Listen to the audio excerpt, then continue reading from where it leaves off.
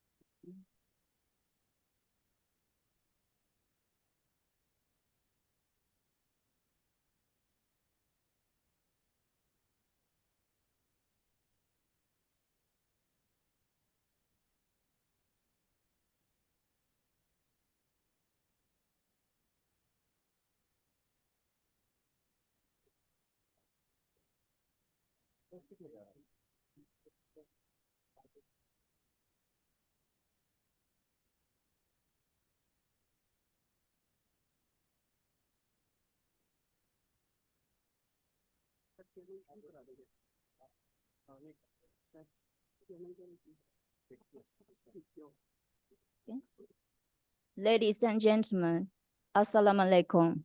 女士们、先生们，大家上午好。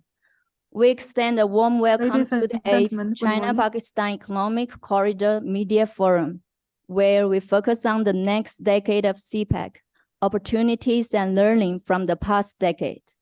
This event is organized by the Pakistan-China Institute in Islamabad and the China Economic Net, in collaboration with the Embassy of the People's Republic of China.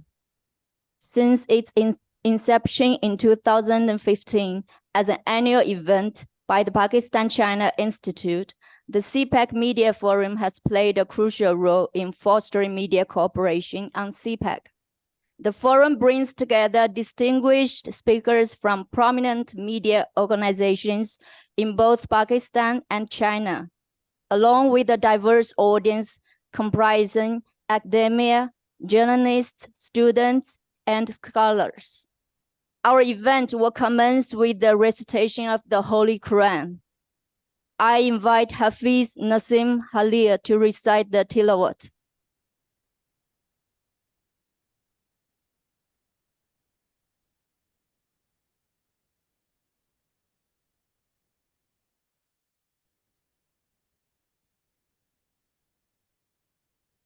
أعوذ بالله من الشيطان الرجيم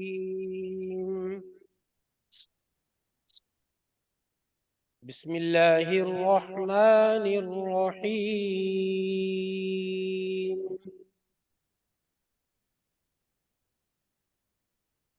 إذا جاء نصر الله والفتح ورأيت الناس يدخلون في دين الله أفواجا فسبح بحمد ربك واستغفر إنه كان توابا صدق الله العظيم.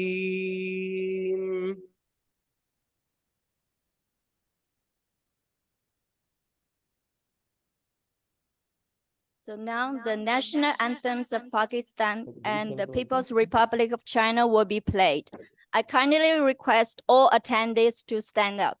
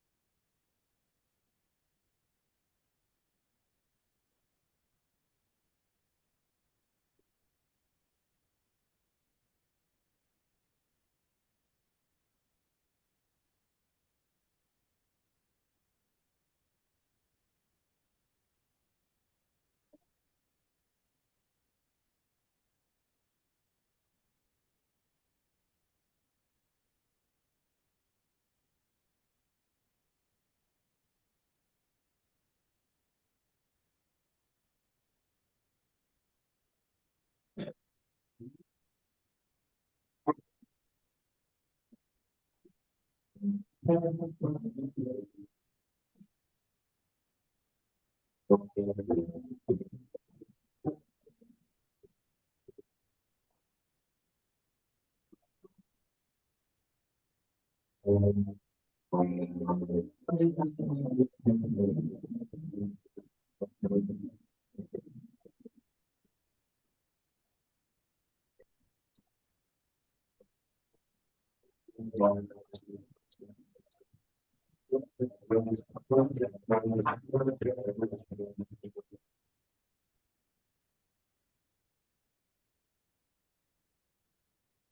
let me invite Mustafa Haider Saeed, Executive Director of the Pakistan-China Institute, to deliver the opening remarks.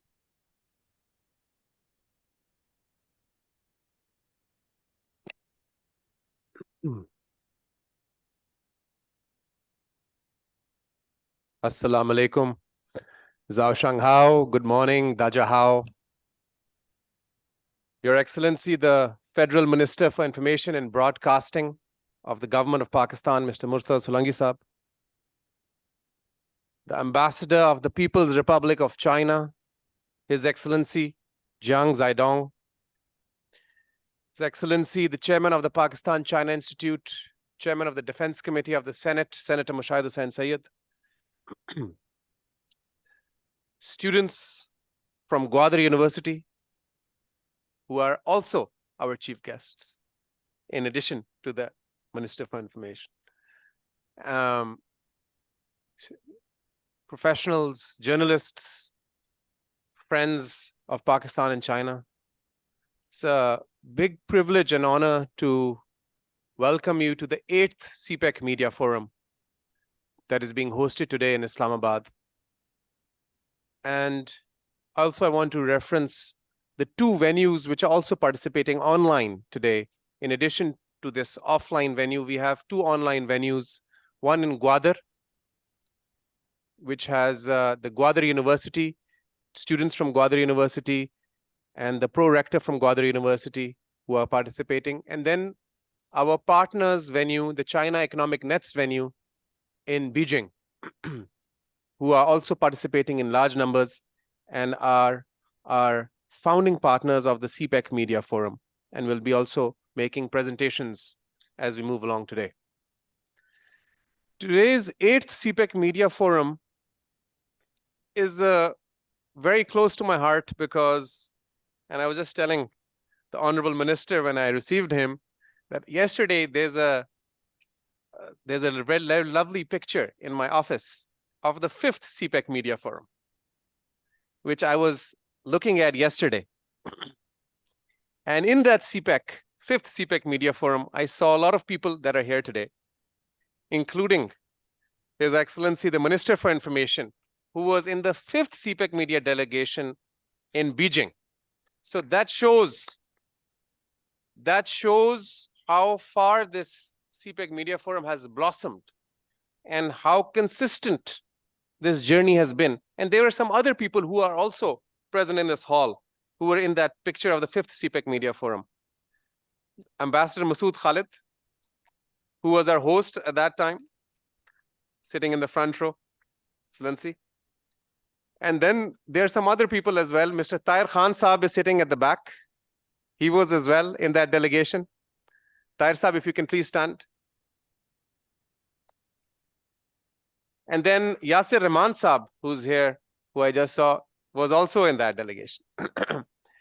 So this CPEC Media Forum is a testament to the people-to-people connectivity that is actually at the heart of the Belt and Road Initiative.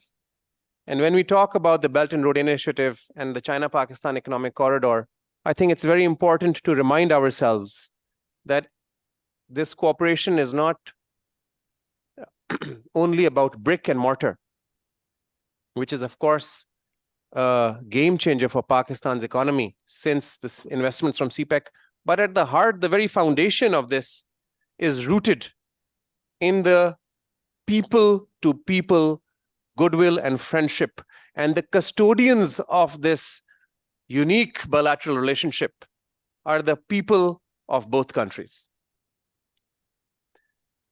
The 8th CPEC Media Forum is also very important because of its timing. We have just seen the end of the pandemic, which did not allow us to have in-person, face-to-face interaction. And we've seen that the 10 years, the successful 10 years, the culmination of the China-Pakistan economic corridor. And with the culmination of the first 10 years, there's a new journey and a new start of the next 10 years of the Belt and Road Initiative and the China-Pakistan economic corridor, 2023 onwards. And which has two very important components. One is, of course, and there's a panel on that, of green development, which talks about the green transition, about a carbon neutral Belt and Road Initiative. And in the Green Belt and Road Initiative, and the key, I think, tangible outcome that we saw from the third Belt and Road Forum was the announcement of $100 billion by President Xi Jinping that will be allocated in different global South countries, in different global Belt and Road projects through the Silk Road Fund, the China Exim Bank, and the China Development Bank. And these investments will be done in new green projects. So we see that the new post-pandemic world order and the green development is being really championed by Beijing, not only in rhetoric, but also they are walking the talk, as they say, through these $100 billion. And at the COP, where I just returned from, and we had a collaboration with the Belt and Road Green Development Coalition, who is going to be also overseeing the allocation of this $100 billion in different countries. We saw a new zeal, a new zest of carbon neutral development. So this is a very important theme today that I really encourage everyone to be part of. And Hassan Daud Bhatt Saab is here. He'll be moderating it. Hassan Daud Saab, thank you very much for coming here and moderating this very important panel. And secondly, ladies and gentlemen, there's a very important other aspect is the increase in and surge of fake news when we talk about Pakistan-China relations, and news which is not based on facts. It's not evidence-based. And we have inculcated a very interesting presentation that was developed by my colleague, Omar Farooq, who will be giving it, with graphs of how fake news has evolved since the start of the China-Pakistan economic corridor, and how it has gone and evolved with every passing year, and the correlation of the fake news with different CPEC projects. So I would really encourage everyone to see that. And also, we will launch today the perceptions report. It's called the Perceptions on CPEC in Pakistan. And the team of the Pakistan-China Institute, actually, we did a sampling of different sections of society in Pakistan across the country. And what the actual perceptions are, it's a primary source report, field surveys of what are the recent, contemporary, latest opinions, perspectives of the people of Pakistan about the China-Pakistan economic corridor. What do they feel? What is their, and what do they think about the way forward? So without much further ado, I welcome all of you to the CPEC Media Forum. And I think that the CPEC Media Forum, if I may say so myself, has emerged as a very important, consistent, and continuous platform to bring different perspectives under one room. And we've been having this in China and Pakistan alternatively. So really look forward to a very interesting day of discussion and dialogue. And over to the moderator, Miss Emily. Thank you very much.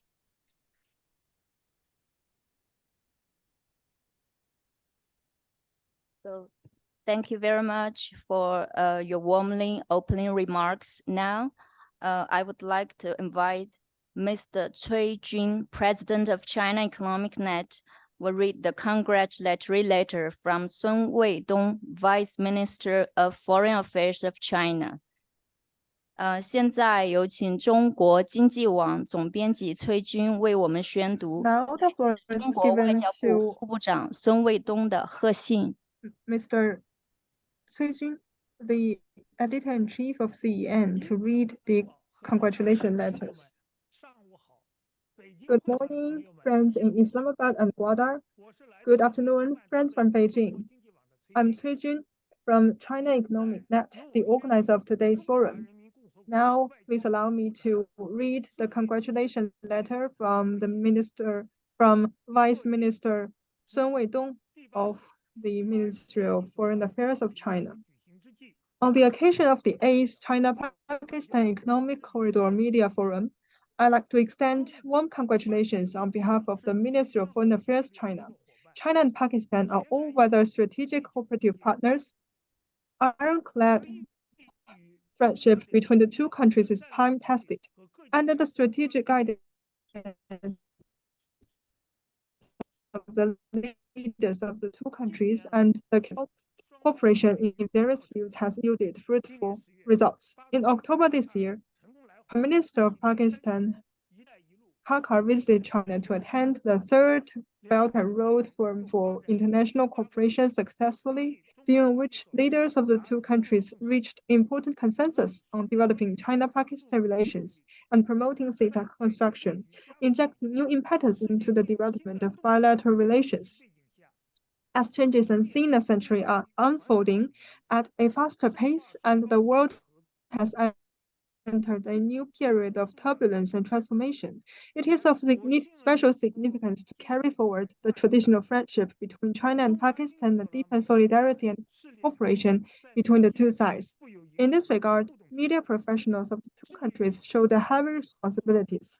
The CPEC Media Forum is an influential platform for interaction between the two countries, with the aim of deepening media cooperation and guiding public opinion. I hope that through this forum, friends from the media will gain inspirations for cooperation, bring forth new ideas for innovative cooperation models, tell engaging stories of China-Pakistan friendship, jointly depict the bright prospect of CPEC, and make new contributions to building an even closer China-Pakistan community of shared future in the new era. I wish the 8th CPEC Media Forum a great success. Sun Weidong, Vice Minister of Foreign Affairs, China, December 20th, 2023. Forum, I would like to thank Mr. Sun. The guests present today are old friends of Mr. Sun.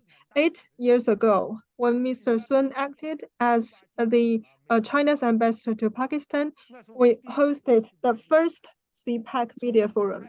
That was my first time to visit Pakistan, and from then on, I felt my love to Pakistan, our brother country.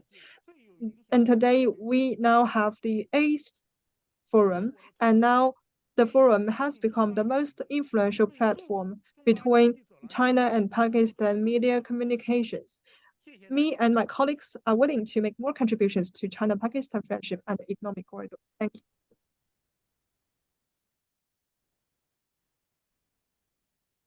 So now I would like to welcome His Excellency Ambassador Halia Hashmi, who just joined us online from Beijing.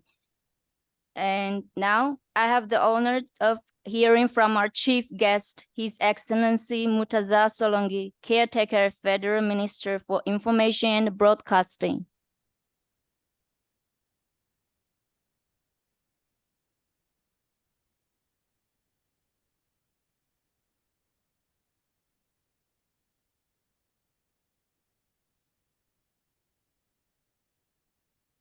His Excellency Ambassador Jiang Zedong, Ambassador of the People's Republic of China, Senator Mushahid Hussain Sayyid, Chairman of the Senate Defense Committee and Pakistan-China Institute, Mustafa Haider Sayyid, Executive Director of Pakistan-China Institute, Ambassador Khalil Hashmi, Ambassador of Pakistan to People's Republic of China, who is with us online, Wu Shu, His Excellency, the Executive Secretary of China Journalists Association, who too is attending this meeting online, Zheng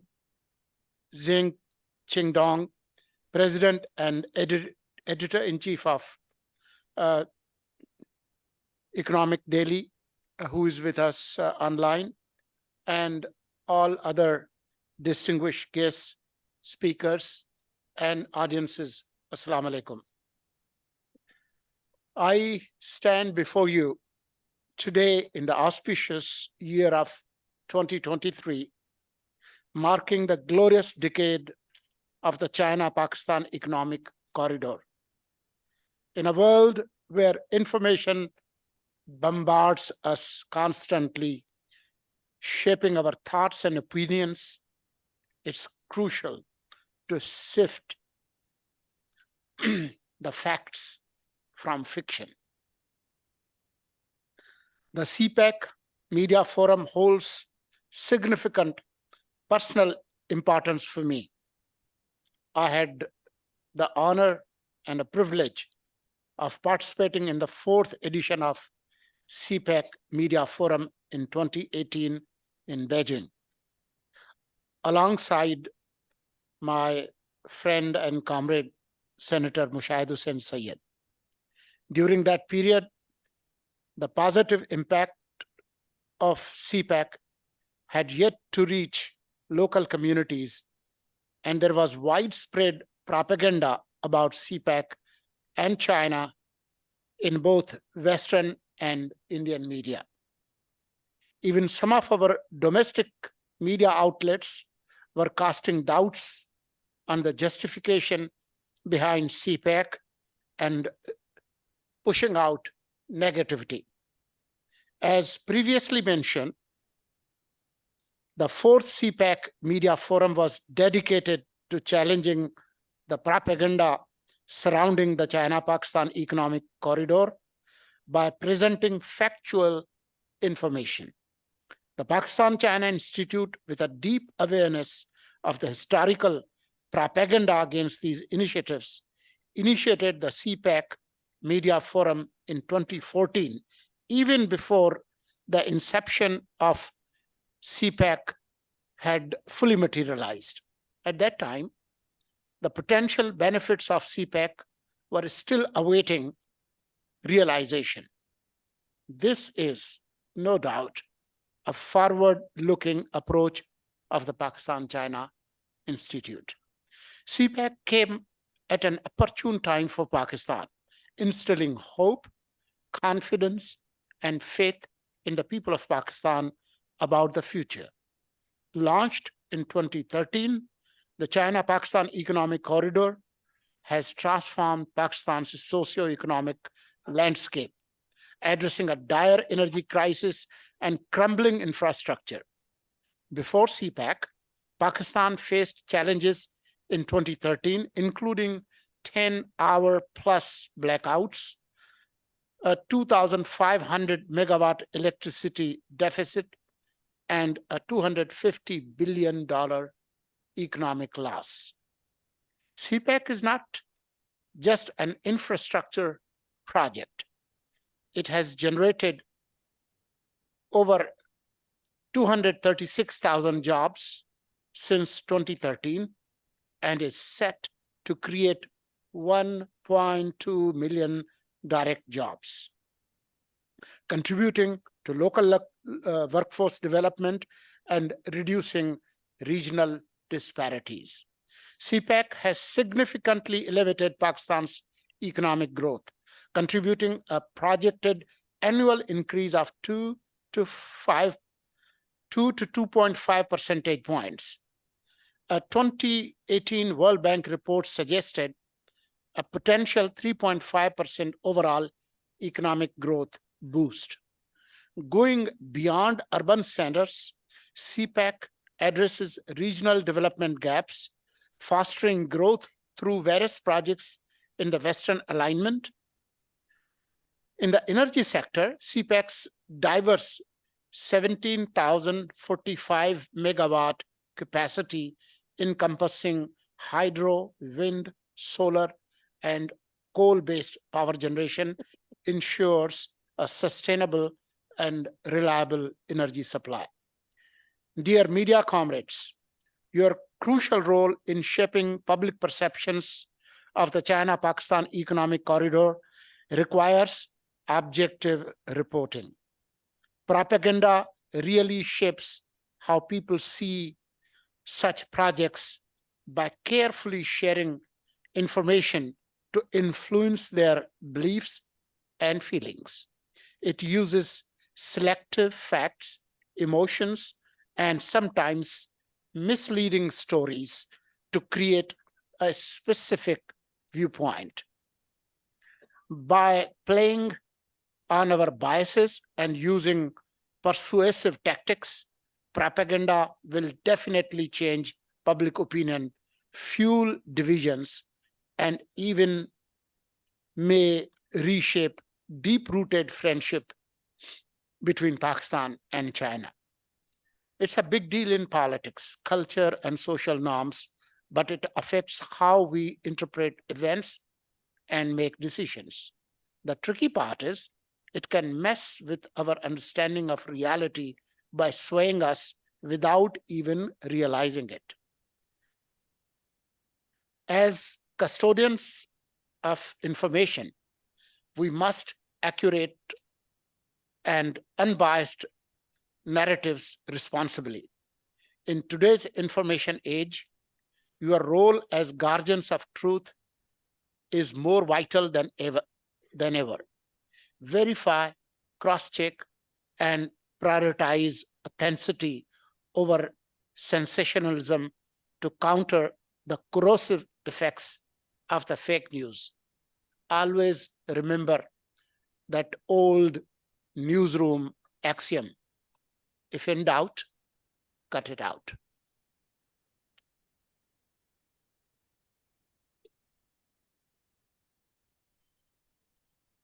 Let's stand united in recognizing CPEC's transformative force that has not only reshaped our country, but has also become a beacon of hope for a brighter, more prosperous Pakistan.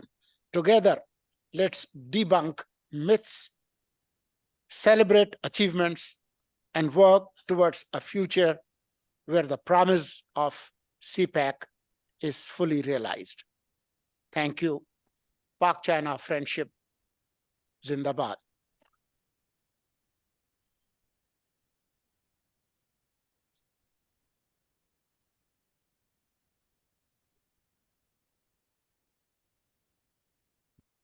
Thank you, His Excellency Murtaza Solangi, for your speech. Now, may I invite Zheng Qingdong, President and Editor-in-Chief of Economic Daily, to deliver his speech.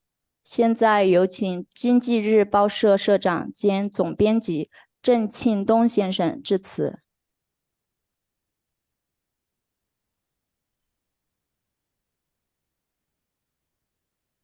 尊敬的各位嘉宾， Distinguished guests, dear friends from the media, good morning, good afternoon. This year marks the 10th anniversary of the launch of CPEC. President Xi Jinping pointed out that CPEC has become a vivid example of the all-weather friendship between China and Pakistan. Has provided important support to China-Pakistan community with a future in the new era. Over the past 10 years, China-Pakistan have withstood the test of changes unseen in the century, as well as the pandemic. We continue to deepen our economic and trade cooperation and achieved fruitful results in the corridor development. Media of the two countries have sincerely cooperated with each other and playing a constructive role in creating a positive and healthy public opinion atmosphere for CPEC. Today, we meet here not only to enjoy the friendship and the fruits of our cooperation, but also to gather wisdom and build a consensus to create a new foundation for any chapter for the next decade of our development. On behalf of Economic Daily, I would like to thank Chinese Embassy in Pakistan, Pakistan-China Institute, and other friends for your hard work and contribution to this forum. I'd also like to express my special thanks to all the guest media friends for your strong support. Here, I would like to make some proposals or suggestions. First, raise development opportunities. The world has entered a new period of turbulence and changes. Peace deficit, development deficit, security deficit, governance deficit have intensified. The fragility of the global economy has become more prominent. Geopolitical situation has become increasingly tense. Multiple crises, such as food, energy, security, are intertwined. All countries are eagerly looking forward to peace and development. And the core willingness to unite, cooperate, and seek common development are getting stronger. As the world's largest developing country, China has always placed its own development in coordinate with the human development, sincerely worked with other parties and share our experiences and provide assistance to other countries.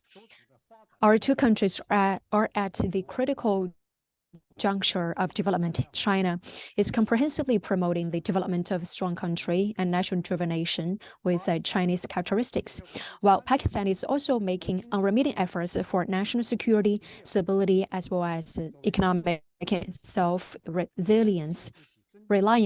As news media, we must shoulder our responsibility for promoting and boosting confidence, firmly stand on the right side of history, as well as in the human civilization advancement, so as to play a positive role in the peace and development of the two countries. Second, promote exchanges and mutual love, as well as people to people. Both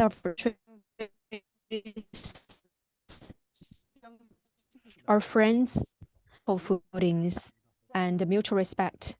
Friends of faith and treat each other with sincerity. We're also friends who shoulder responsibilities together. We have become examples of state-to-state relations. During the third Belt and Road Forum, the two countries issued a joint statement reiterating that China and Pakistan are all-weather students and iron brothers, emphasizing that the friendship between the two countries is everlasting and unbreakable. Only through heart-to-heart exchanges can we achieve a lasting friendship. Though people of China and Pakistan have different living habits, different faiths, but we respect each other, trust each other, and care about each other. It's a precious asset that has enabled the two countries to stay together through thick and thin over the last 70 years. The everlasting friendship between China and Pakistan is a common aspiration of the two peoples. As media friends, we must protect this wish and convey it through and deepen the exchanges and mutual learning between the two civilizations and further enhance people-to-people bonds. Third, to adhere to the objectivity as well as the bottom line of principles and code of ethics. As an important pilot project of the Belt and Road Initiative, CPEC has added new impetus to Pakistan's economic and social development and also laid a foundation to the regional connectivity as well as the regional economic integration. However, some countries, considering their own interests, try every way to suppress and contain the development of CPEC, which is completely wrong.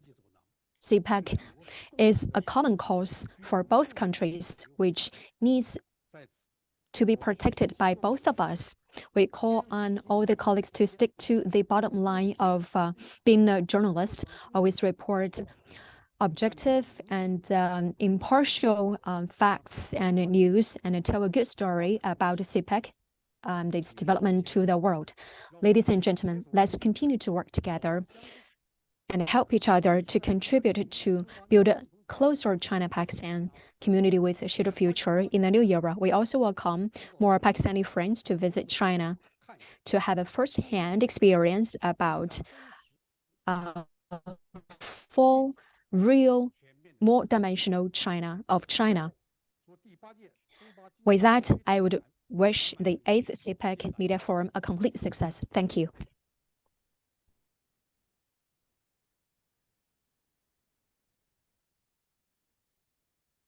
I now invite Senator Mushahid Hussain Saeed, Chairman of the Senator Defense Committee and Pakistan-China Institute, to share his insights.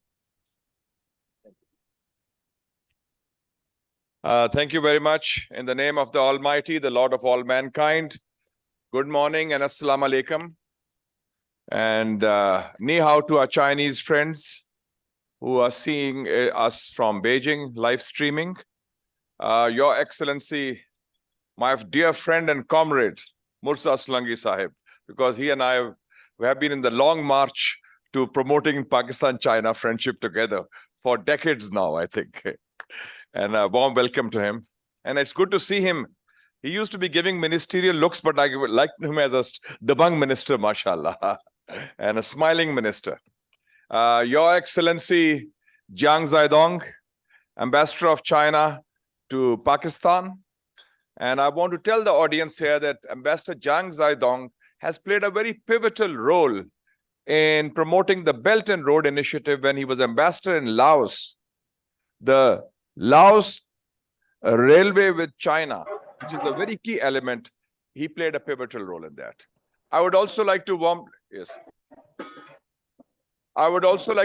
welcome online His Excellency Khalil Hashmi Sahib, our ambassador in Beijing, who served previously with distinction as ambassador of Pakistan to the United Nations in Geneva, where he played a big role in promoting Pakistan's case on human rights, on Kashmir, and the core interests of Pakistan. So his presence in Beijing will be a force multiplier for Pakistan-China relations.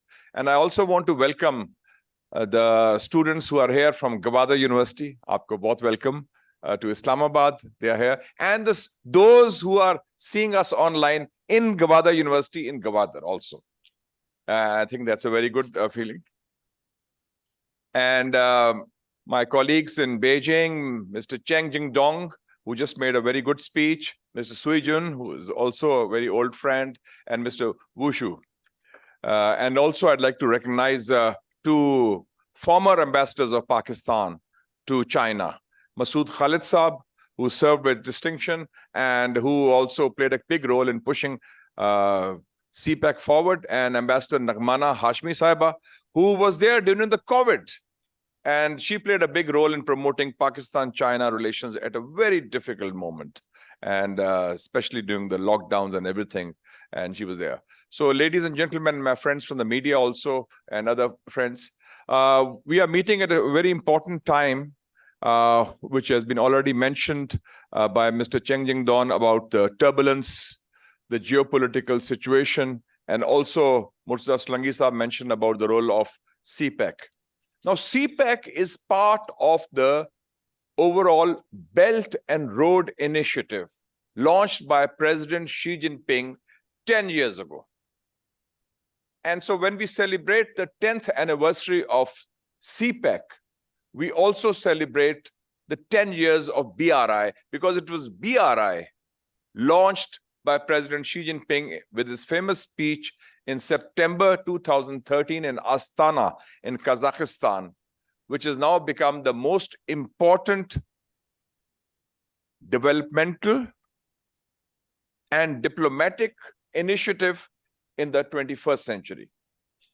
And I was very fortunate, Mustafa was also there, on 18th of October, we were there for the Belt and Road Forum, the third one. We also attended the first one in 2017, the second one in 2019, and now the latest, the third one, where over 150 countries took part.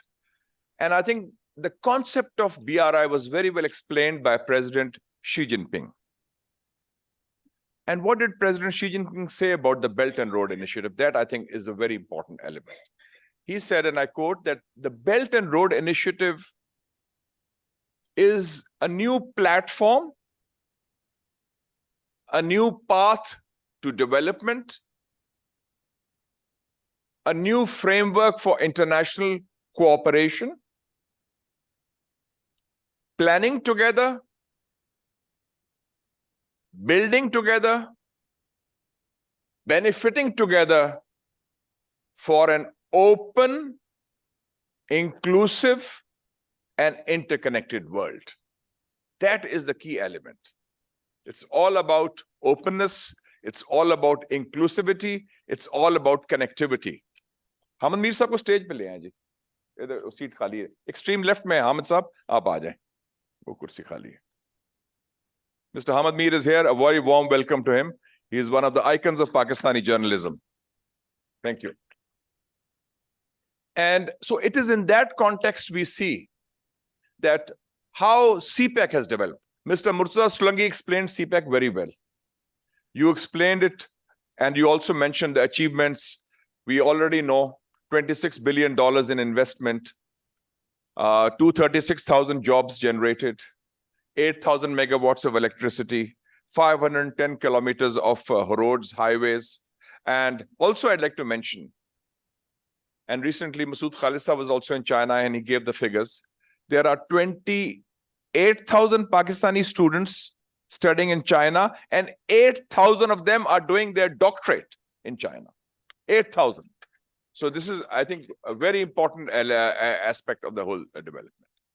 So, ladies and gentlemen, when we talk of the next round, I think the best of CPEC is yet to come. We have seen the first round, brick and mortar, energy, infrastructure development. We are now talking of focusing on the ML1, mainline 1, from Karachi to Peshawar, 1,872 kilometers, railway upgradation and dualization. The biggest transformation in Pakistan's railway infrastructure since independence. That's going to be one. The second aspect, which is going to be very important, is special economic zones, relocation of Chinese industry. And the third one, which is already underway, is agriculture. Agriculture is a very key element in the whole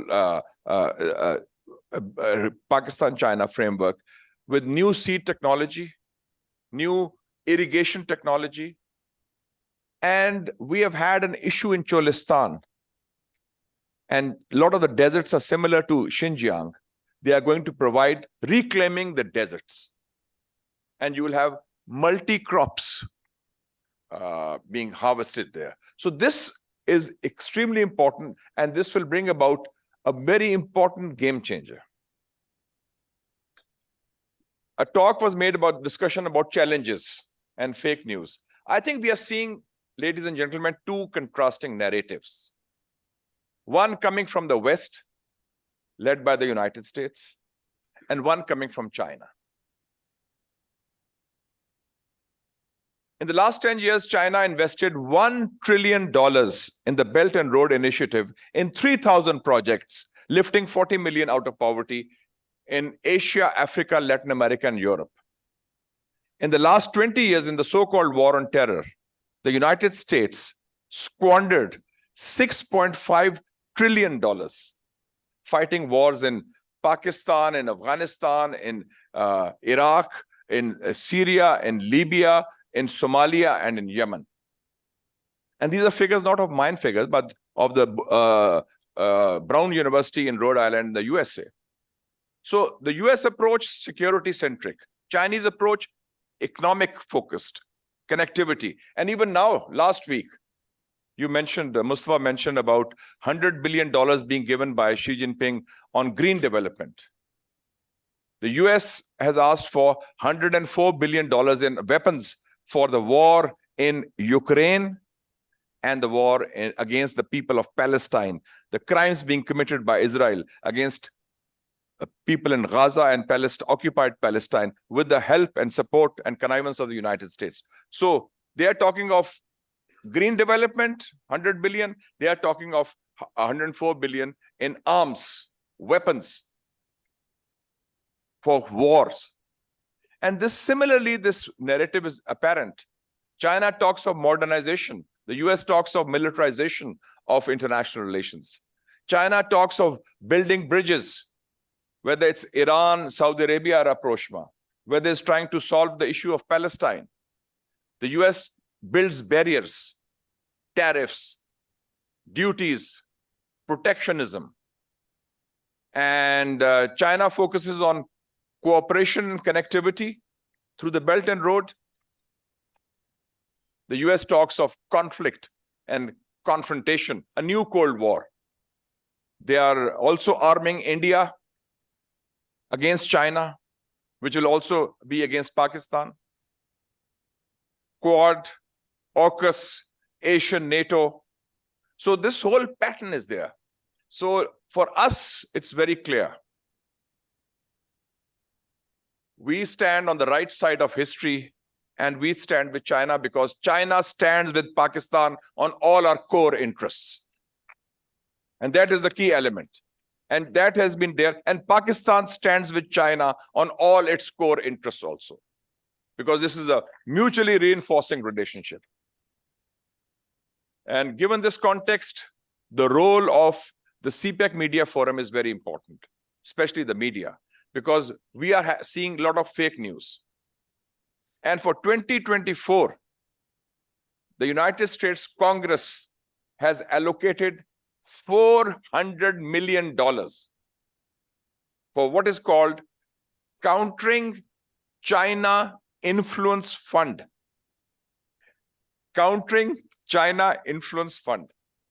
$400 million for 2024, which is basically shorthand for propaganda, shorthand for information warfare, shorthand for fake news, for disinformation. And in that, India is their loyal ally because they are converging in that. But we feel, Excellency Jiang Zedong, the great poet, Allama Iqbal, 90 years ago had predicted, देख मशरिक से उभरते हुए सूरज को देख, गरा ख्वाब चीनी संभलने लगे, हिमालय के चश्मे उबलने लगे, गया दौर सरमायादारी गया, तमाशा दिखा के मदारी गया. See the sun rising in the east, and the springs of hope are emanating from the Himalayas, and the great Chinese nation is rising from slumber. That's 90 years ago, by the way, before the revolution. This is Allama Iqbal. This has now become true. 90 saal ke baad. So this is the future. We are seeing the dawn of the Asian century, China's peaceful rise, the shift in the global balance of economic and political power from the West to the East. And we feel that we have to build a new tomorrow for Asia, for humanity, where issues are resolved, whether it's the issue of occupied Kashmir, whether it's the issue of occupied Palestine. We reject all occupations, all violations of the United Nations Charter and UN resolutions. And let us together with China, with the Asian friends, build a better tomorrow with no overlords and no underdogs. Long live Pakistan-China friendship. Thank you very much.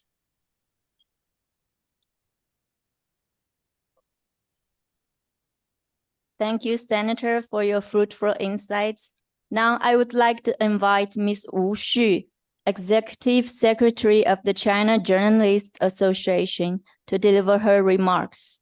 现在有请中国记协书记处书记吴旭女士致辞。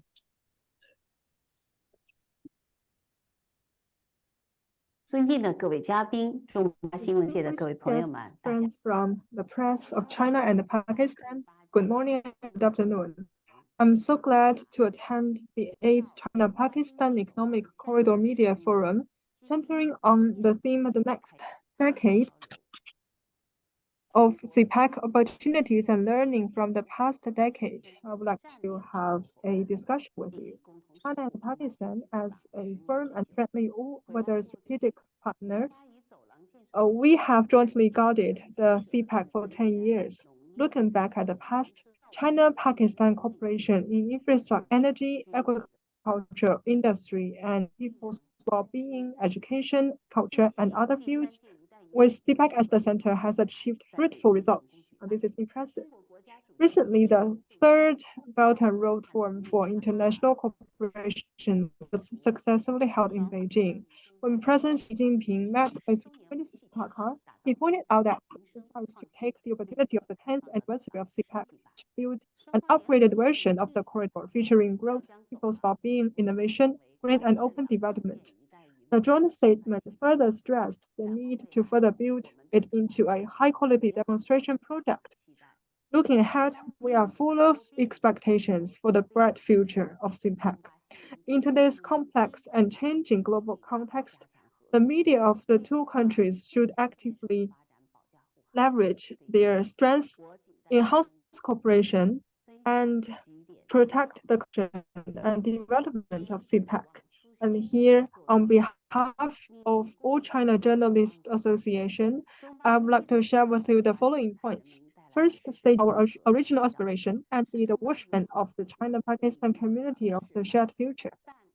CPEC has brought about tangible economic and social benefits for Pakistan people, and it is a good model for our friendship and partnership. But since its inception, the false and discredit reports against the corridor has never been interrupted.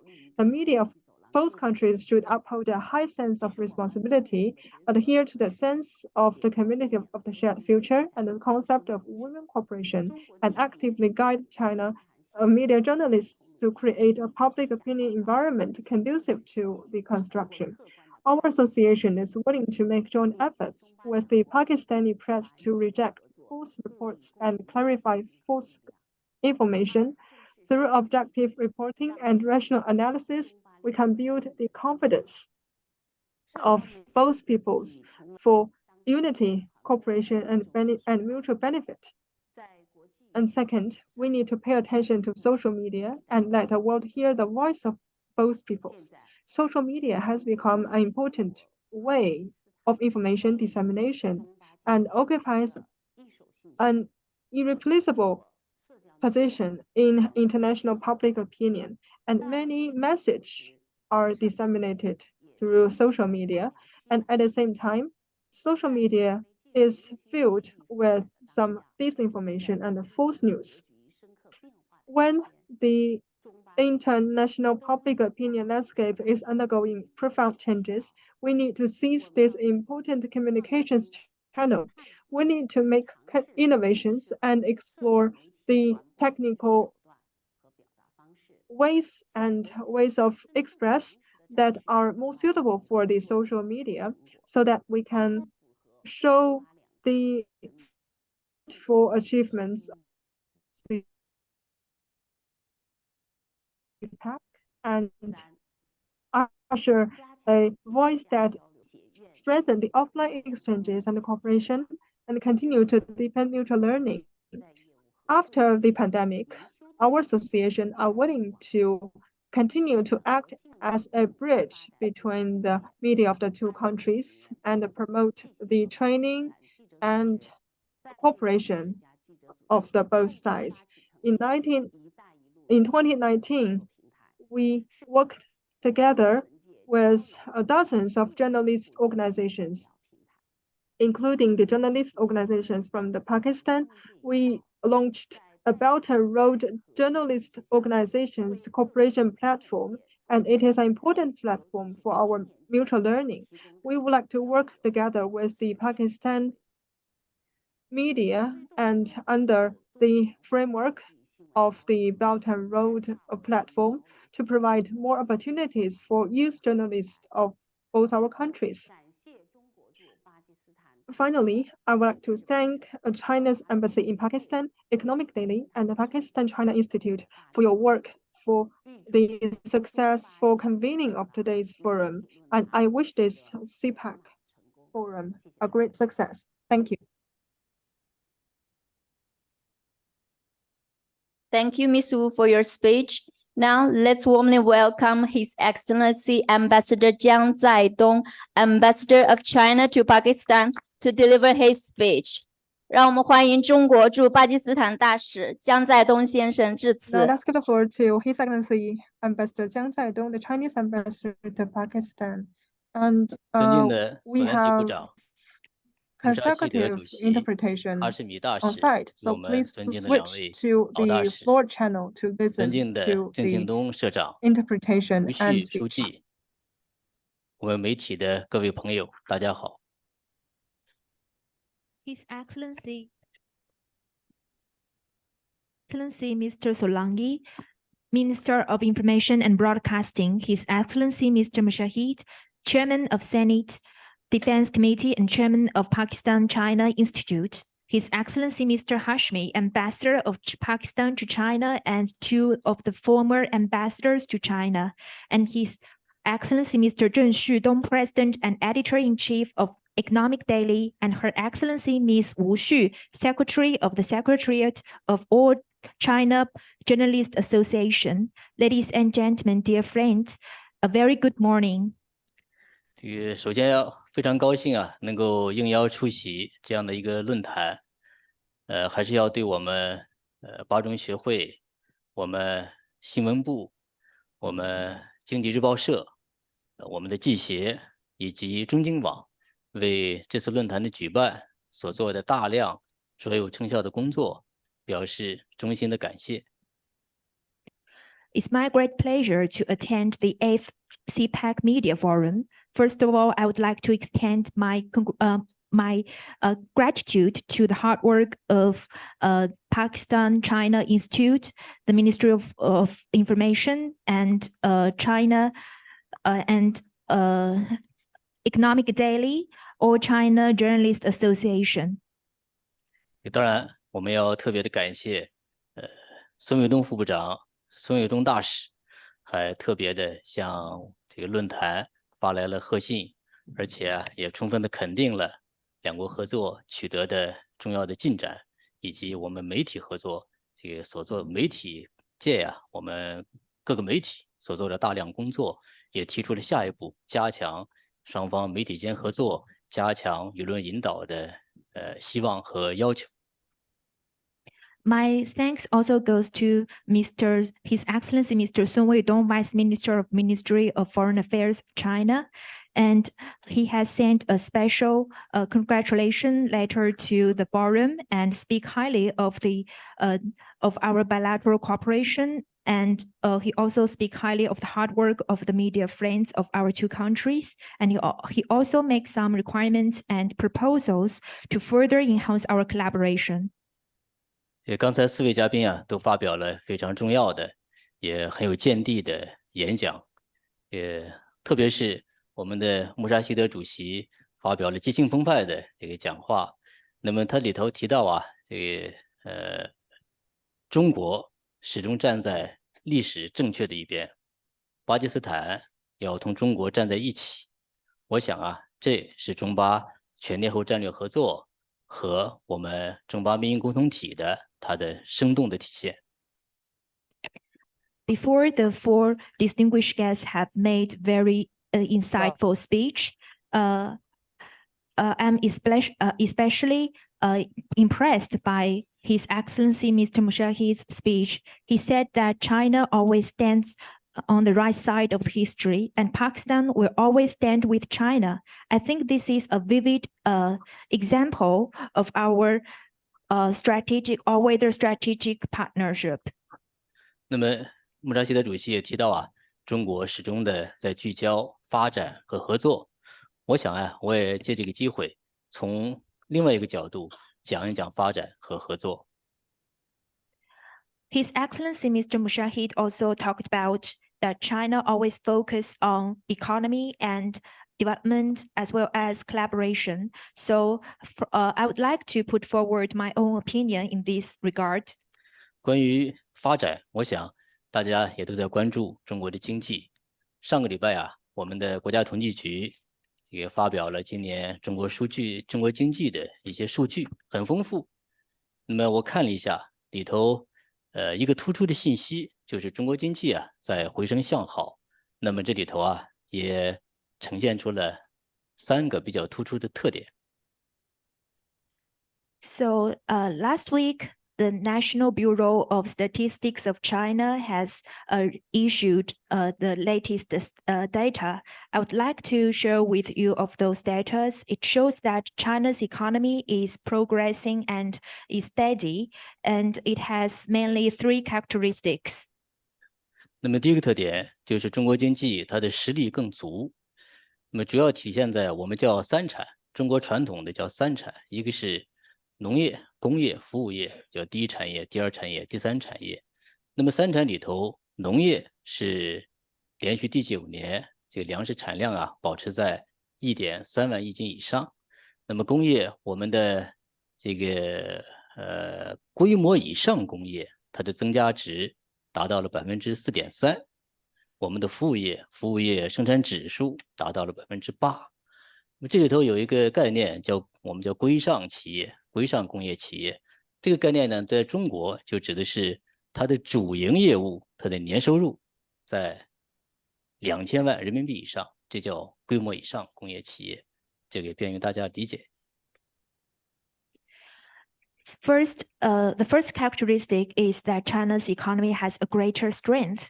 From the perspective of primary industry, secondary industry, and tertiary industry, the total grain output has stabilized at more than 1.3 trillion jeans for 9 consecutive years. And the industrial added value above designated size increased by 4.3% year-on-year, and the service industry production index increased by 8%. Here, I would like to explain a little bit about the industrial added value above designated size. So these industries refers to the industries that with the revenue, the annual revenue of over 20 million RMB. 那么第二个特点就是中国的经济啊，应该说动力更强。那么这个呢，可以从我们以前叫3驾马车，中国经济传统上有3驾马车，一个是这个消费，一个是投资，再一个是出口。那么今年出口确实是差一些，但是到年底啊，已经开始这个由负转正，是吧？有增长。那么消费嘛比较突出，那么社会消费品零售总额增加了7.2%。那么我们的投资固定资产的投资增长了2.9%，但是其中啊就是制造业，我们的制造业的投资它增长了6.3%。The second characteristic is China's economy has a stronger driving force from the perspective of the 3 carriages. So in China's economy, we call it 3 carriages, which means the consumption, investment, and export. The export is recovering slowly, but the other 2 carriages are performing very well. The total retail sales of consumer goods increased by 7.2% year-on-year, and the fixed asset investment increased by 2.9%, of which manufacturing investment increased by 6.3%. 那么第3个，中国经济啊，它呈现出的特点就是潜力更大。这个潜力呢，这个当然主要是我们要看创新。那么从创新领域来讲，也是有一个叫投入，一个叫产出这2端。那么从投入看，这个今年前11个月啊，中国我们的这个在高技术产业的投资增长了10.5%，这个在所有的增长数据当中是最高的。那么从产出来讲啊，今年我们叫高科技这个制造业的生产，它增长了6.2%。那么这里头有2种产品增长的数量就更大，一个是新能源汽车，一个是太阳能电池。新能源汽车它的增长达到了35.6%，太阳能电池是44.5%。The third characteristic is that China's economy has a greater potential. From the perspective of the innovation input and output, investment in high-tech industries from January to November increased by 10.5% year-on-year. The added value of high-tech manufacturing grows by 6.2%, and the output of new energy vehicles and solar cells increased by 35.6% and 44.5% respectively.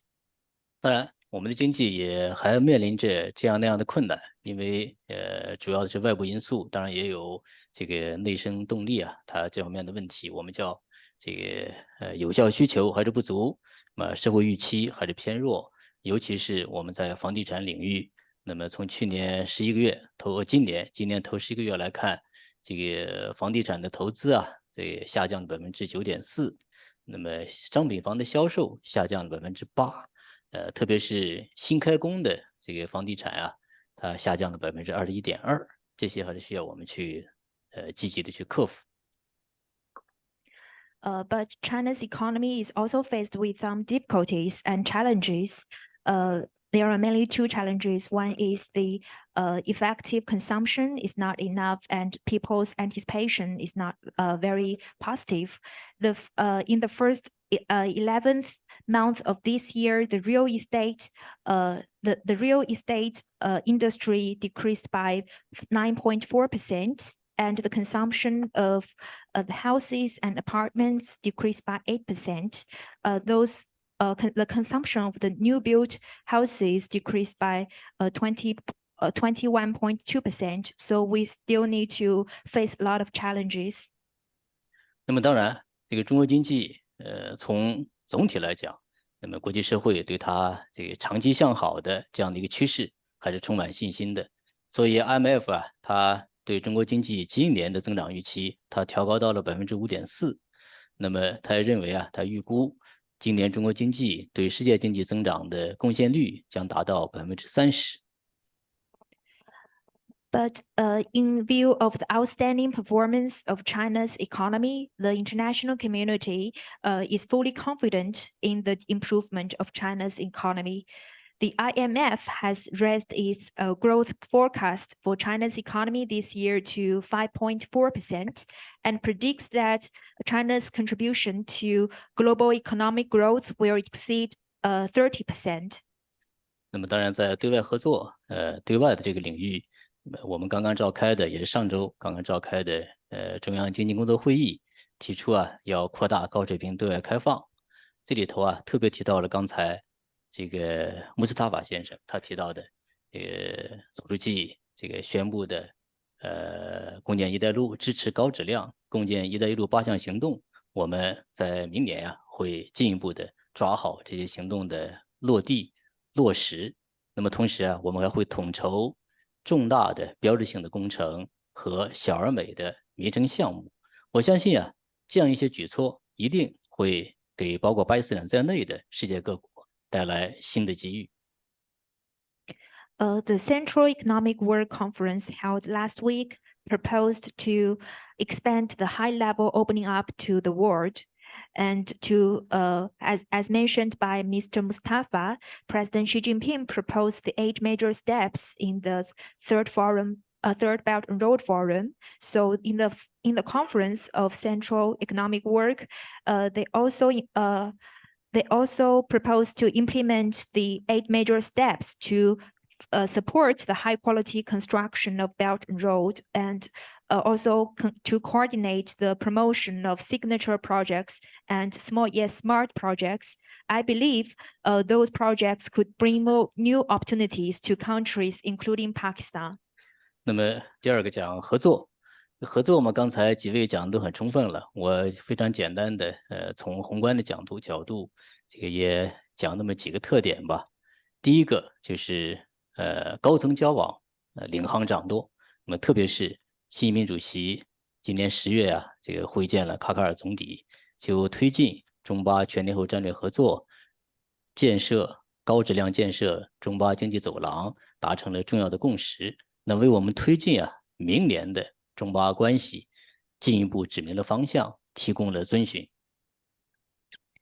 The second part of my speech is about the bilateral cooperation, and I think all the distinguished guests have mentioned a lot, so I will only add a few points. The first is the leading role of the high-level exchanges.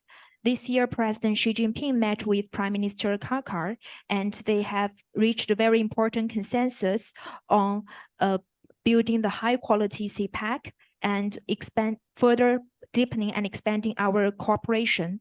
And they also provide us the guidance and the principle of our cooperation for the next year. 那么第二个，我想就是走廊建设在深耕细作。那么当然成果非常多，包括我们现在已经确定了要建设5大走廊，也就是这个增长、民生、创新、绿色、开放走廊。那么同时啊，在推进的过程当中，现在刚才这个穆沙希德主席提到的这个 ML1，当然还有这个 KKH 都在加快推进。那么同时啊，我们这个还在推进其他方面的合作。这个你比如说，这个刚才这个也是我记得是哪位穆沙希德先生提到的，现在我们加强农业领域的合作。新疆生产建设兵团呀，刚刚访问了巴基斯坦，双方达成了合作协议。那么现在正在加快的落实，应该说啊，进入了非常实质的这样的发展阶段。那么同时啊，我们现在也在准备这个实施习近平总书记啊在北京宣布的这个洪基拉夫口岸常年开放的这样的一些工作。那么昨天呀，巴基斯坦向中国出口的第一批干辣椒已经起运了啊。我想就这些成果呀，在不断的丰富中巴命运共同体的内涵。Second is about the deepening of the CPEC construction. President Xi Jinping has put forward the concept of the 5 corridors, which is the growth corridor, the livelihood enhancing corridor, innovation corridor, green corridor, and open corridor. And just as Mr. Mujahid just mentioned, we will further promote the ML1 projects and KKH realignment projects. We will also deepen our cooperation in other fields, such as in agriculture. Recently, the delegation from Xinjiang Production and Construction Corps just paid a very successful visit to Pakistan, and they have achieved the framework agreement, and they are doing some solid work of the collaboration. And we are also implementing the announcement of President Xi Jinping on the all-year-round opening up of Honduras Pass. And just yesterday, the first batch of dried chili from Pakistan was shipped to China. So all this cooperation has been further enrich our bilateral cooperation and our friendship. 那么第三个这个特点呀，就是这个民生合作，应该说是在劫硕果。大家也知道，我前段时间刚刚去了瓜达尔港。那么也是出席了瓜达尔友谊医院和海水淡化厂它的竣工移交的仪式。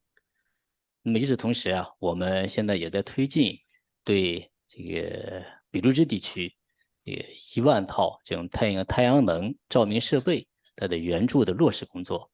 现在这些设备已经到了卡拉奇港口，很快就能够在俾路支省实施。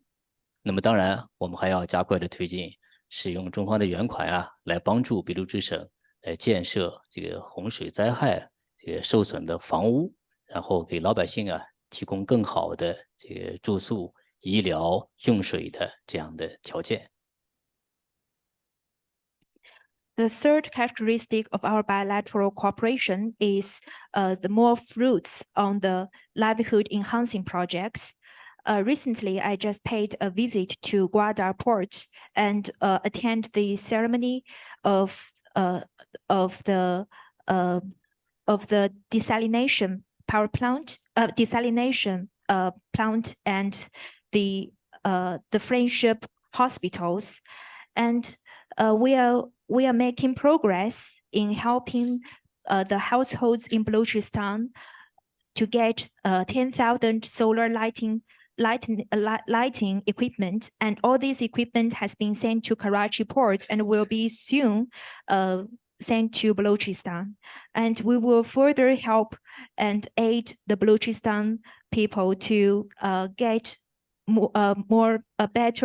better housing, medical service, and safe water, drinking water, and help them to recover from the flood and get a better rehabilitation.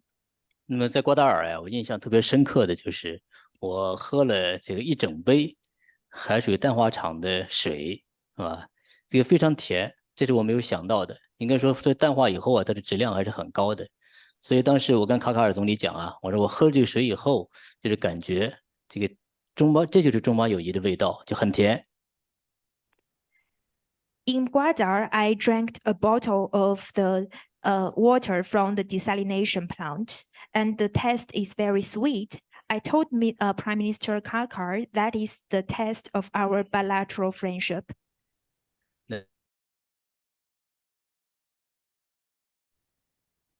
条件。The third part of my speech is about the media cooperation between our two countries. I know you are all the experts of media cooperation, so I will only add a few more. I think the bilateral cooperation of our two countries has provided a very good nutrition and provide a very good environment for the media cooperation. 所以啊，我们也非常的高兴的看到啊，在双方的共同努力之下，那么应该说中巴友谊的它的民意基础，应该说更加的巩固。那么中巴合作它的舆论环境，那么应该说也更加的友好。那么这都是离不开我们两国媒体界的人士，我们的记者们所做的大量的工作。所以借这个机会啊，向大家表示衷心的感谢。I'm glad to see that our bilateral friendship and cooperation has a very solid foundation in terms of public opinion and people-to-people exchange. All these results could not be achieved without the hard work from the media friends. So I would like to take this opportunity to extend my gratitude to all of you. 那么当然，我们同时也要看到啊，确实现在。像刚才穆扎希德主席讲的，有些外部势力啊，但还是在对中国和巴基斯坦的发展在说三道四，对于中巴合作，特别是中巴经济走廊建设，也在指手画脚。那么，所以我们恐怕还是要这个深刻的认识啊，施予就要挨骂这样的一个道理。At the same time, just as His Excellency Mr. Mushahid just mentioned, there are some external forces who are bad-mouthing about our cooperation, and they are undermining our collaboration and the construction of CPEC. So we need to realize that if we lose the discourse power, the discourse rights, we will be bashed and we will lose the game.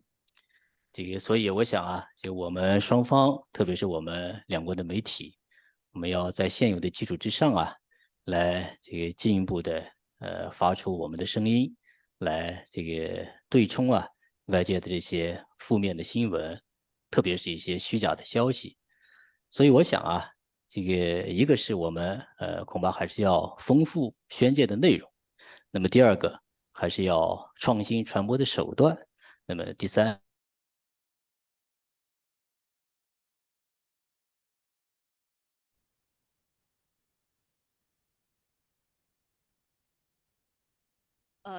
enriching our collaboration and content. 那么我相信啊，这个经过在我们共同的努力之下，那么新的一年，这个我们一定会把两国媒体的合作做得更好，来确保啊我们的这个既能讲得好，又能传出去，是吧？来讲好我们中巴两国人民啊追求美好生活的故事，讲好中巴合作共赢的故事，为构建更加紧密的中巴命运共同体贡献我们的媒体力量。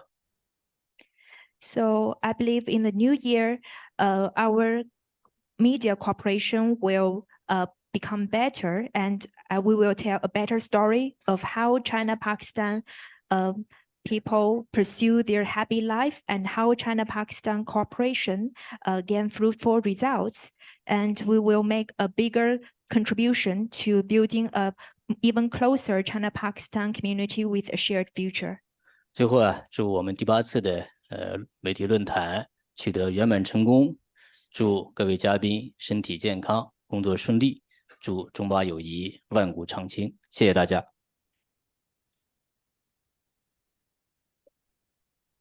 So I would like to wish the 8th CPEC Media Forum a complete success and wish all the guests all the best in the future, and Jimba Dosti Zindabad. Thank you. Thank you, His Excellency, for the very expertise speech. Now I would like to welcome His Excellency Ambassador Halia Hashmi, Ambassador of Pakistan to China, to his remarks.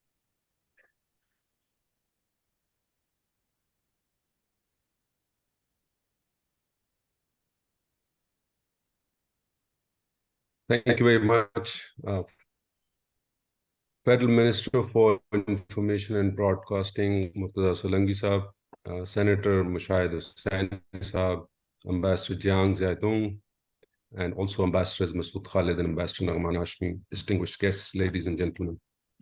Let me start by thanking the China Economic Net and Pakistan China Institute for co-organizing this important forum and for bringing together dignitaries, officials, intellectuals, and media persons from China and Pakistan to celebrate the completion of the first decade of China-Pakistan Economic Corridor.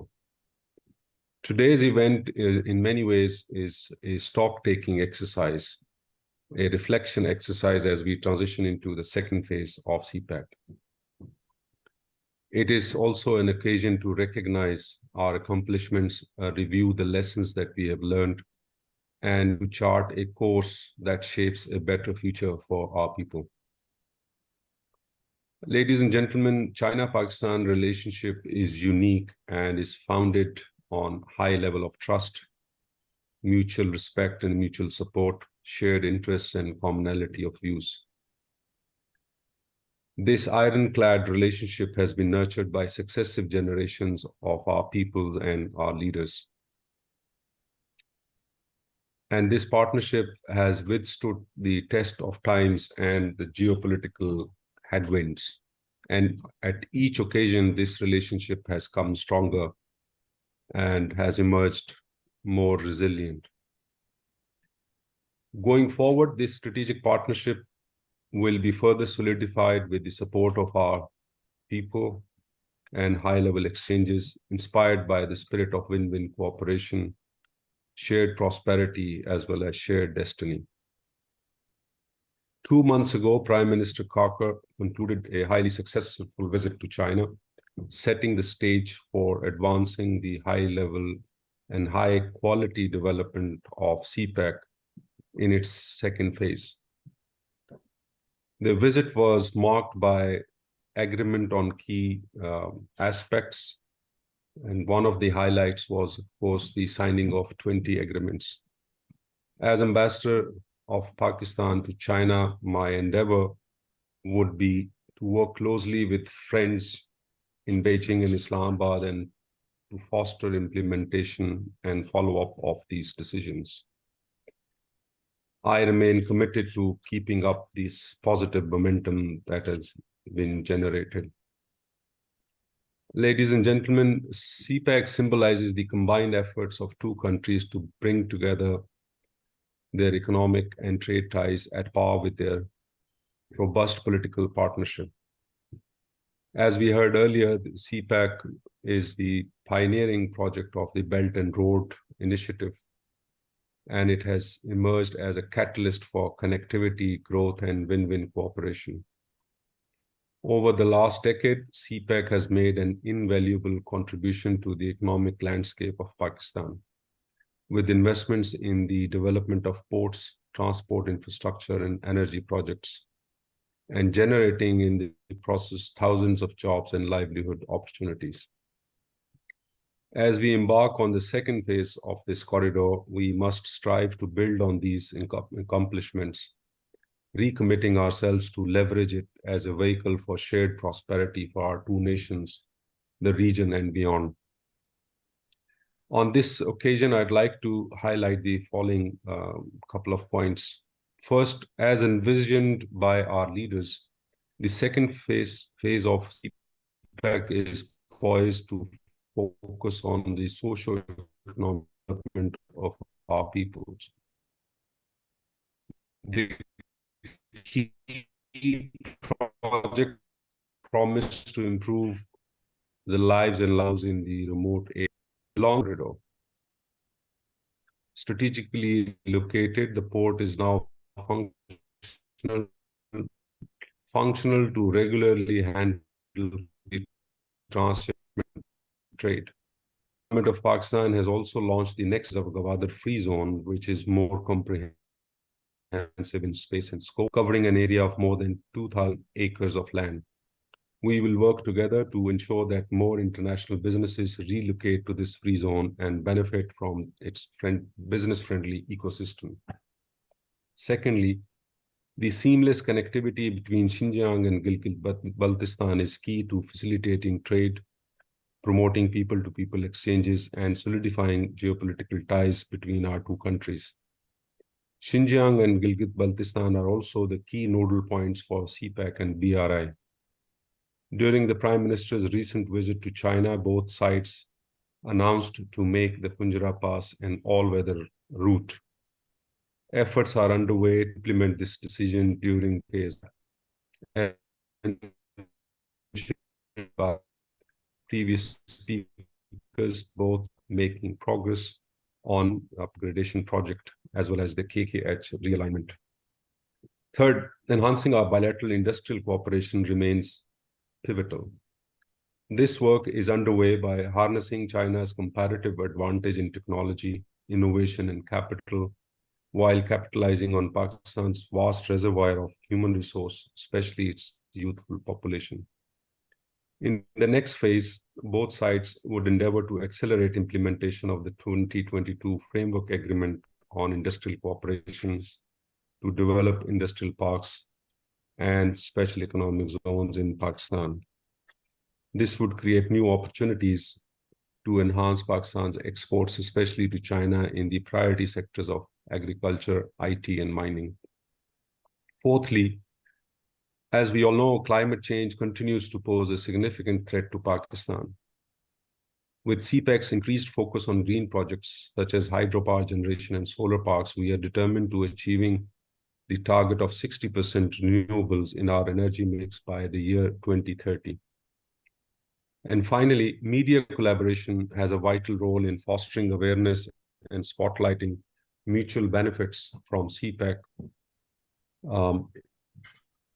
in its previous iteration and the future, the next phase of the corridor. It would therefore be important to highlight not only just the successes and to solidify the mutual trust between Pakistan and China. It would also be helpful, and that's the theme of this media forum, and that is to synergize efforts to counter fake news and propaganda against CPEC. I would like to underscore here the need for early implementation of the recently concluded MOU between China Media Group and the Associated Press of Pakistan. And I'm confident that, like in the past, the media outlets and personnel on both sides would keep high standards of professionalism in discharging their duties. I wish the organizers and the participants every success for this forum. Thank you very much. Thank you, His Excellency Halia Hashmi. Now I request all respected guests on the stage for group photo.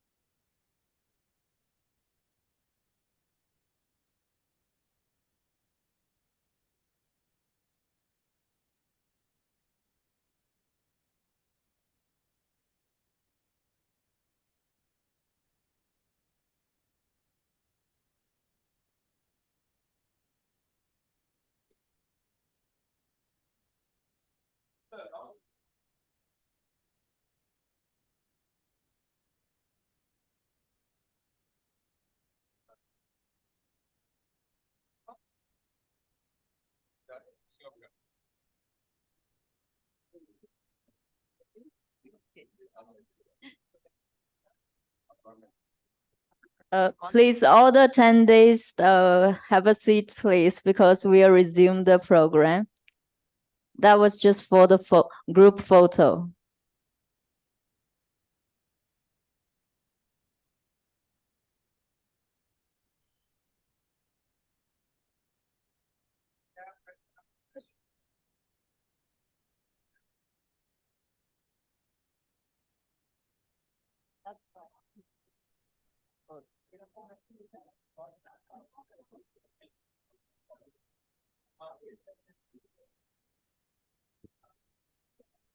Please, everyone take a seat. We're moving toward our first panel discussion.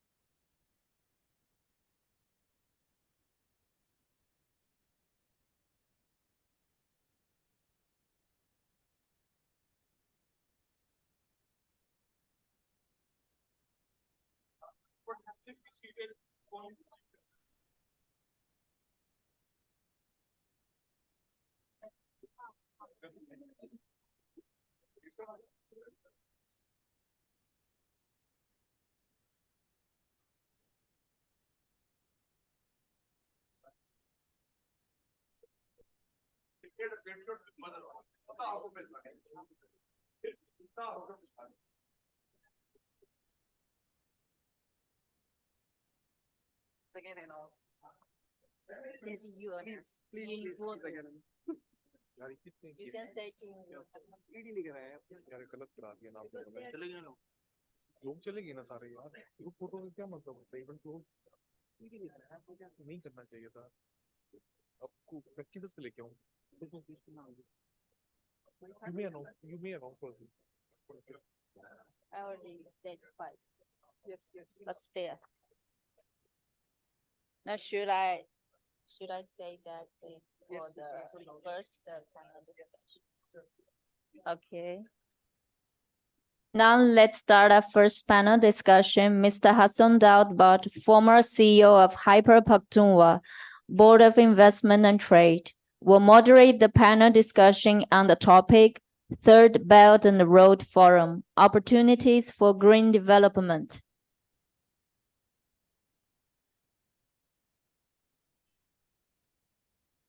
Please be seated. Please be seated. Socializing के लिए time होगा. We'll socialize soon, inshallah. बैठें जी. तशरीफ रखें जी, तशरीफ रखें.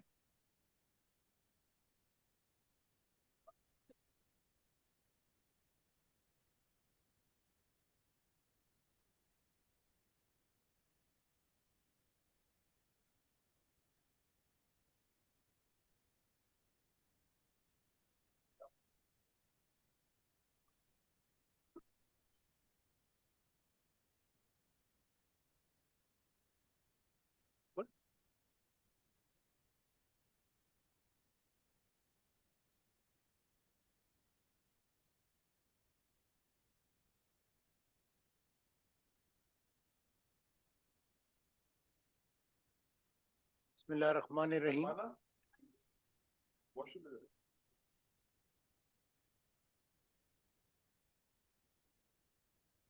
Bismillahirrahmanirrahim. Good afternoon, ladies and gentlemen. For me to moderate this session is important for various reasons. And the first and the foremost reason is that I'm sitting with my mentor, who's been the champion of not just Pakistan-China friendship, but actually navigating us through all the challenges we have. We are fortunate that we have Hamid Mir Saab also here, because he's also the champion of true narrative and true speech and freedom of speech. So I think in terms of CPEC, we also need that at this important and crucial time where we are entering the second phase. The panel on which I'll be speaking on is about the Third Belt and Road Forum, opportunities from green development. And I'm sure during the speeches in the earlier opening session, there was discussion around the green corridor.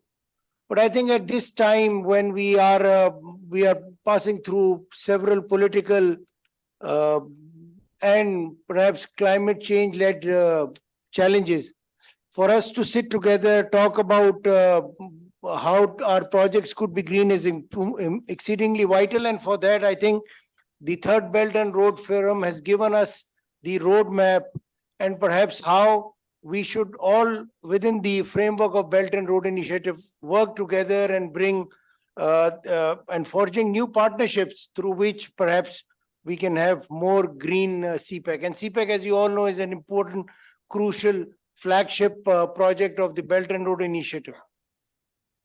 I would now be requesting my speakers to be here, and those who will be online will be speaking through internet. And for this, let me first invite Mr. Li Yue.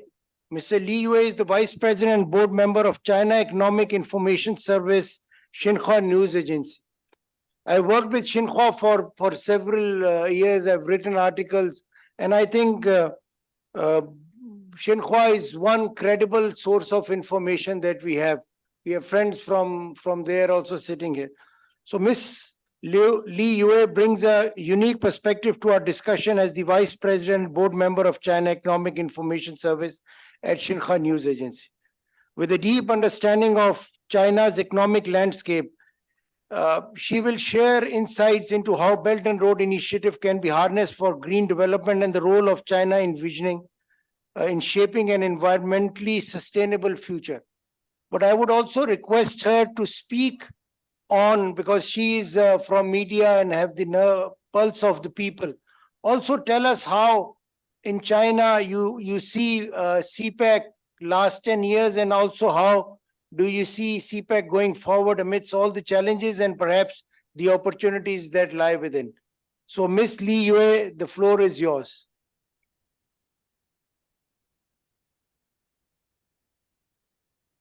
Distinguished guests and colleagues from media, good morning and good afternoon. It's my great honor to attend the 8th China-Pakistan Economic Corridor Media Forum. Thank you for inviting me to have in-depth discussions and exchanges with guests from all walks of life and media colleagues. And please allow me to congratulate on the successful convening of this forum on behalf of the China Economic Information Service of Xinhua News Agency. The common development of the Green Silk Road is an important measure to promote the green and low carbon development in developing countries. And currently, the concept of green development has become more deeply rooted in people's mind, and the international cooperation mechanism is being improved.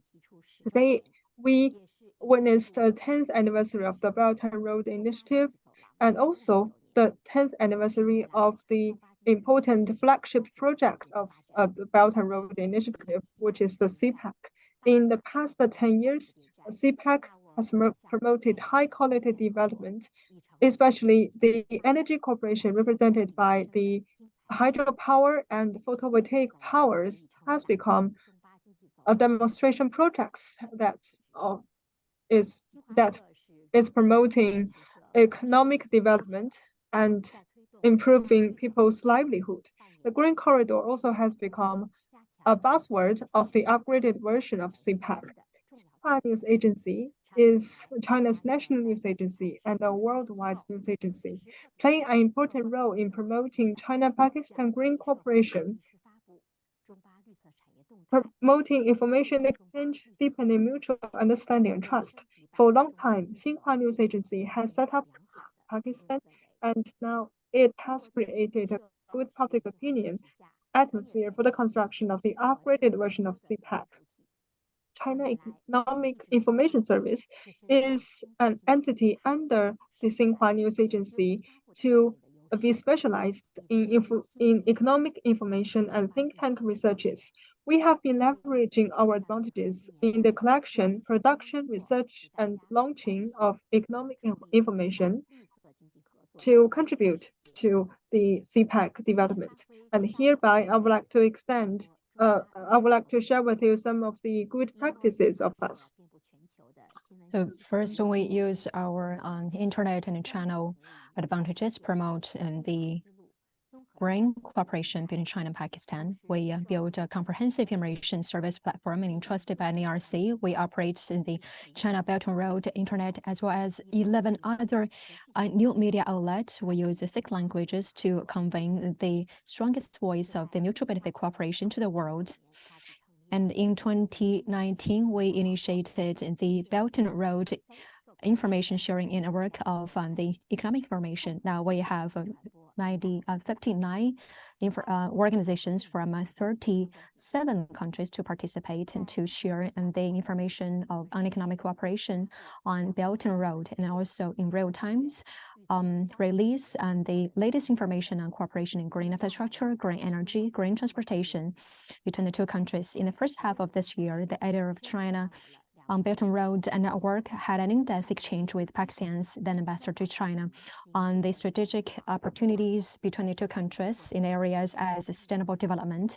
Once it was broadcasted, it gained widespread attention from the world.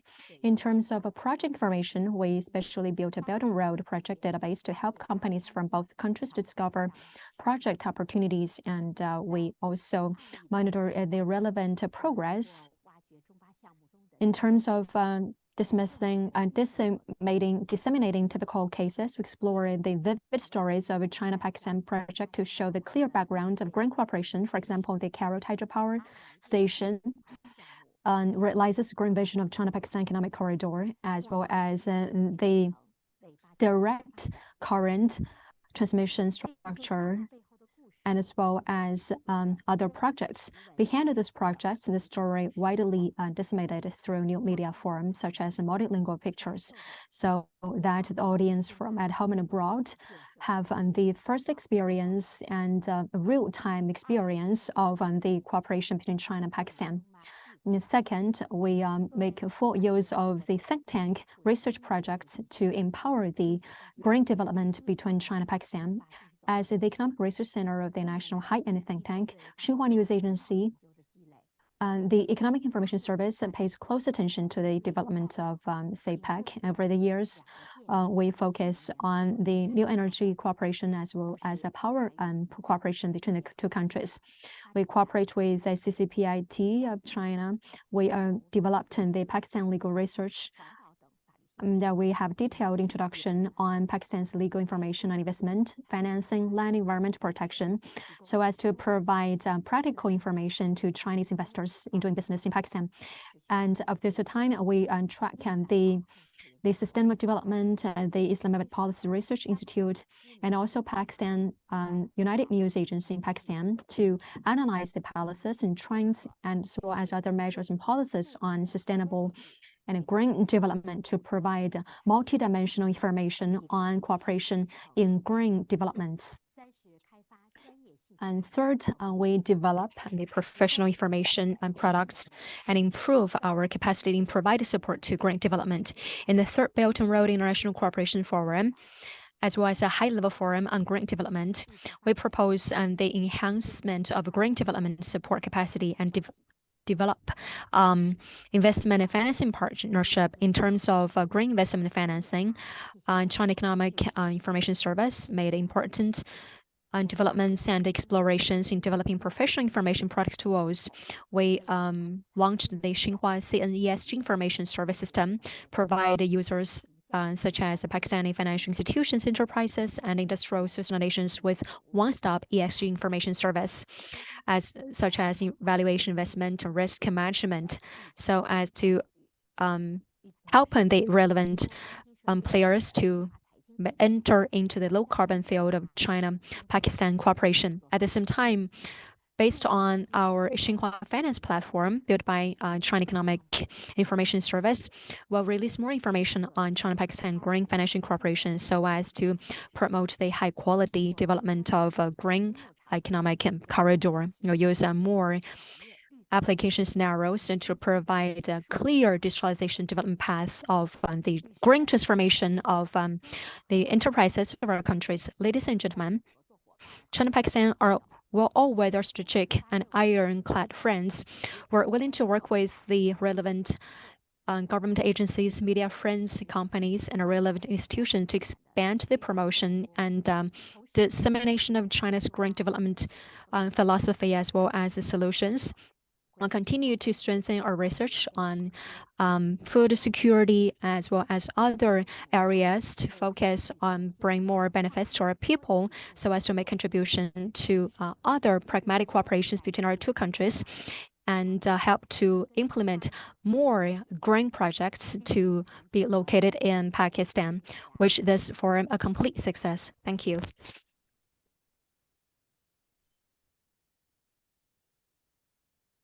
Thank you very much, Ms. Lee. And I think some of the aspects that you've highlighted in terms of ESG were very important, and I think we should take notes of them in terms of building a narrative for the second stage. And one of the critical aspects that you discussed was the risk management, because risks are there. They always tell us that risks are not bad. What is bad is not to have a mitigation plan. So if you have a true mitigation plan led by media, and Hamid Mir Saab is also here highlighting the challenges, I think we will transition into the next phase in a better way. Because understanding this transition and the cost of transition is also important, because change as a phrase and as a symbol is something that we talk about. But what is the cost of that transition needs to be understood. And the other important aspect that you highlight, and that was actually meaningful, was in terms of high quality development. While we are working on enhancement of development, we should also work with each other, building our capacity. So while we have, and in a cross-cultural environment, because I worked in CPEC project for last as much as it has, I think one of the challenge we had was the cross-cultural understanding, and in not just the language, but also productivity and the way that the work is done. And for us, when we move forward, we will also need novel ideas, out-of-box solutions, because when we talk of greening projects, there will be challenges and especially resource-led challenges. which brings me to my next speaker, who is Dr. Khalid Walid, who is a PhD in energy economics. I worked with Khalid in SDPI, and together we worked on certain projects around green CPEC. But with his 10 years of experience in Pakistan's energy sector, and I think he's just returning from COP also, yeah. His expertise include energy markets, poverty, energy transition, both at macro and micro level, and of course, building structures and supporting policy articulation in sustainable future resources. And I'm glad that he's here, and I'm sure he would also share his experience around green BRI, but also what he saw and learned during COP, because China's role was clearly on top during that conference. So, Dr. Khalid. Thank you so much. Thank you so much, Pakistan China Institute, China Economic Net, and the Embassy of China for providing this platform and bringing us together. Thank you so much, everybody, ladies and gentlemen. This is a brave new world out there. Just returning from the COP, there are many new initiatives, many structurally transformative initiatives have been taken. There is more focus on green growth, development, inclusive development, sustainability, and so on and so forth. So we need to club together growth and development. These two concepts in economics, they are different in terms of growth, economic growth. It resonates in terms of vertical growth, whereas the development, it is horizontally developing the community, all the spectrum of the community. So this forum provides a very good opportunity that we are clubbing together these two concepts of economy, that is growth and development. And now in this world where it is transformative in very structural kind of ways, there is a initiative by European Union that is carbon border adjustment mechanisms and others, so on and so forth, carbon emission taxes and global carbon fee sort of initiatives. This collaboration between growth and development, I would say inclusive green growth and sustainable development, it is very important. And China lies at the heart of it.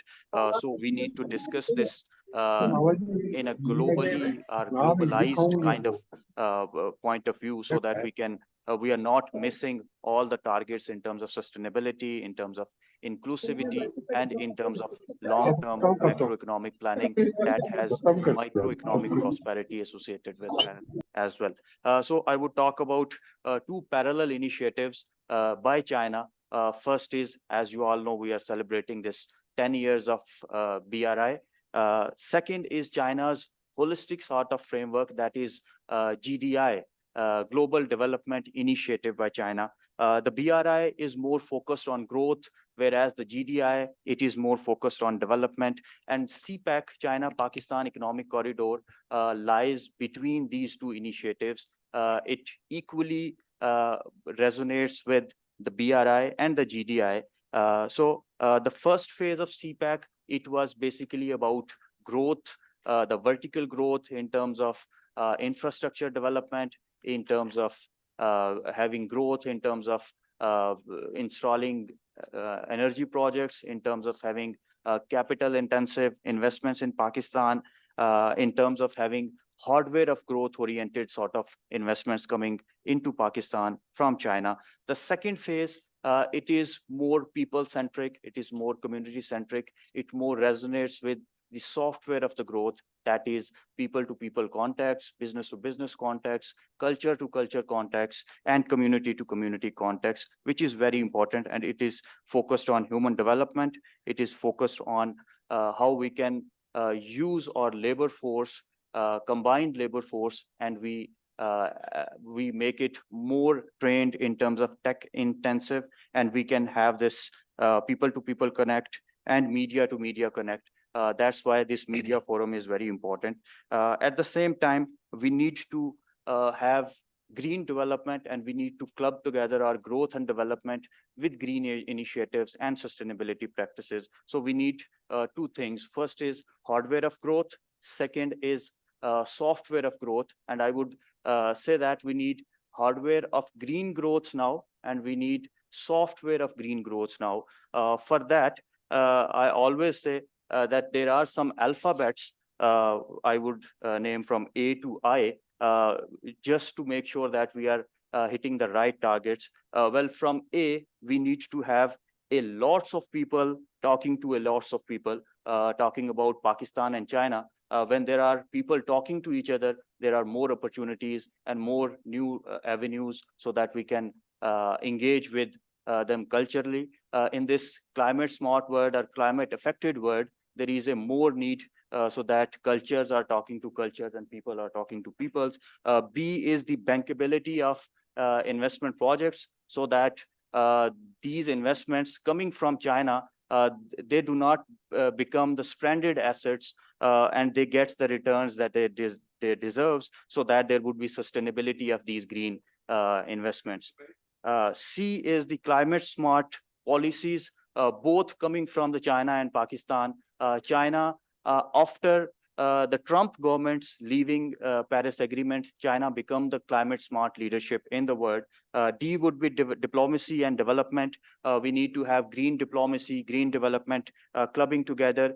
E would be the efficiency of economy, energy, and environment. I always talk about the 3E crisis of Pakistan, which is the crisis of economy, which is the crisis of energy and environment. At the economic front, we are facing with trade deficit, fiscal deficit, and so many other deficits. On account of energy, there are unsustainable energy choices, and these two together hurt our environment.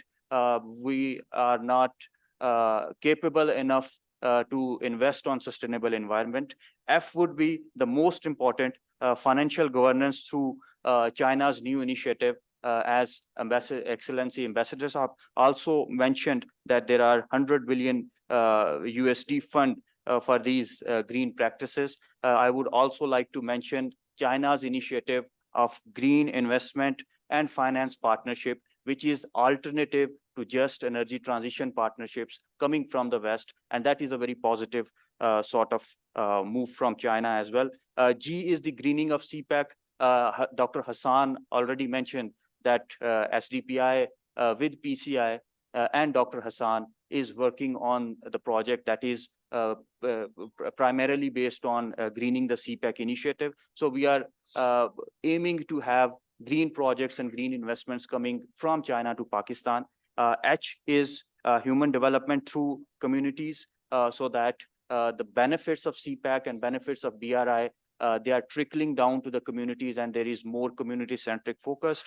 Lastly, I is for integration, so that not just the bilateral integration, it is the regional integration in terms of economic measures, in terms of environmental measures, and in terms of energy trading schemes. Another important thing that was highlighted in this year's COP was the carbon market initiatives.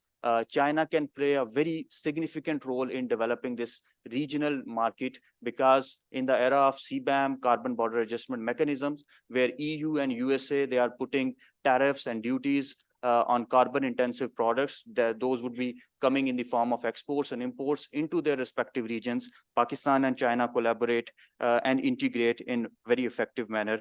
Just to conclude this, I would say that there is a Rostovian model of growth in economic literature, which states that there are 5 distinctive stages of growth. First is that there is traditional society, which has very limited amount of investment and savings.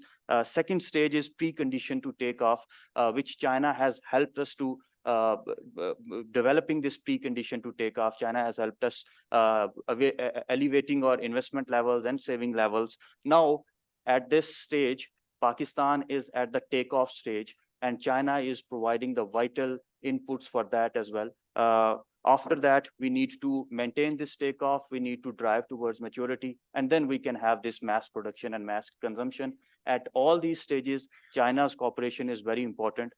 We need to harness this cooperation in such a way that we can be more productive, more effective, and more inclusive, so that the benefits can trickle down to the masses, and we achieve all the prosperities, the macro prosperity, the micro prosperity, the prosperity in terms of economics, prosperity in terms of energy, and lastly, the sustainable environment, which is the basis of governance right now. And in the world, there is more focus on climate governance or climate smart governance right now. So I will end here. Thank you so much for having this. Back to you, Dr. I think wonderfully articulated, and I think Dr. Khalid has coined few terms which are very important, and also from A to I that he mentioned on. But I think I would be a little bit selfish before I invite my next speaker. I would like to ask and request Hamid Mir Saab for a few things. Because when we started CPEC in 2013 and the narrative that was built and, you know, our capacity to handle that narrative coming from it. What I see, sir, now, and Senator Saib would agree to it, is that while we keep talking about CPEC and that's great that Dr. Khalid mentioned about GDI and GSI, the Global Development Initiative, sir, and the Global Security Initiative. And in that context, I think role of media will be very vital. So, sir, what we are seeing is that while we're talking about collaboration and forging partnerships at our part, you know, as practitioners, I think on media part, we would request you to, I think, spearhead the initiative, and PCI has been doing this. We are reaching a milestone and a stage where this interaction has grown. But I think you, on your part, should also lead, especially on the Global Security Initiative, because you, security pay, you keep talking about, and the challenges that we have.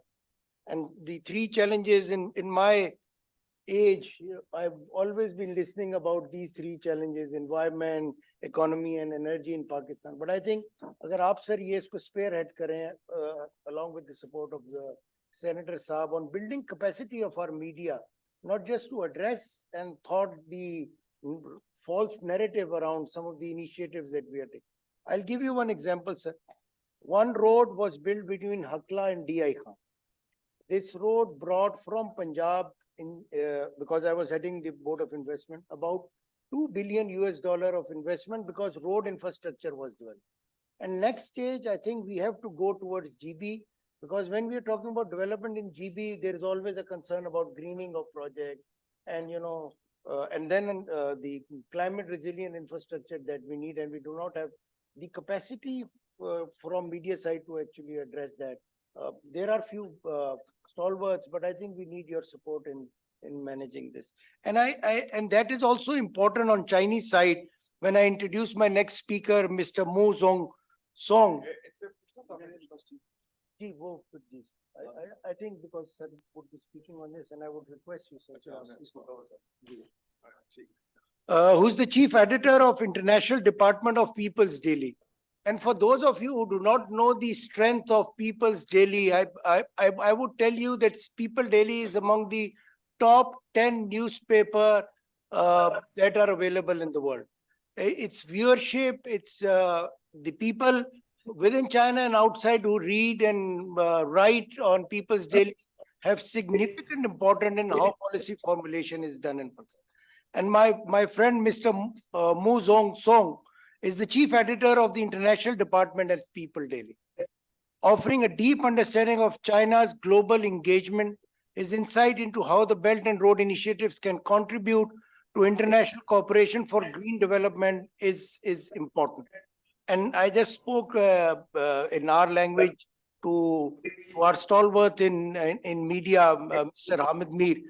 And I would, before you make your statement, I would also urge that leadership on media side should also engage more, like politicians engage, like we in the business engage. I think the leadership on media side should engage more and bring new opportunities for us.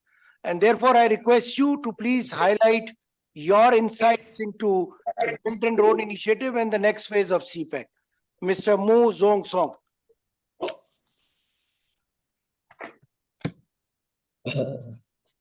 Hello, everybody.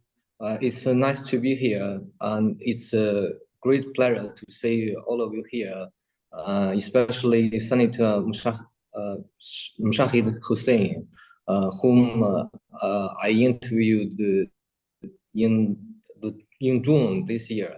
And also, it's a great pleasure to see Mr.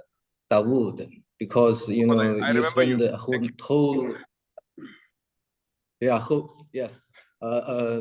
a whole afternoon with us, you know, sharing your ideas on CPEC, and we are quite, you know, grateful for that.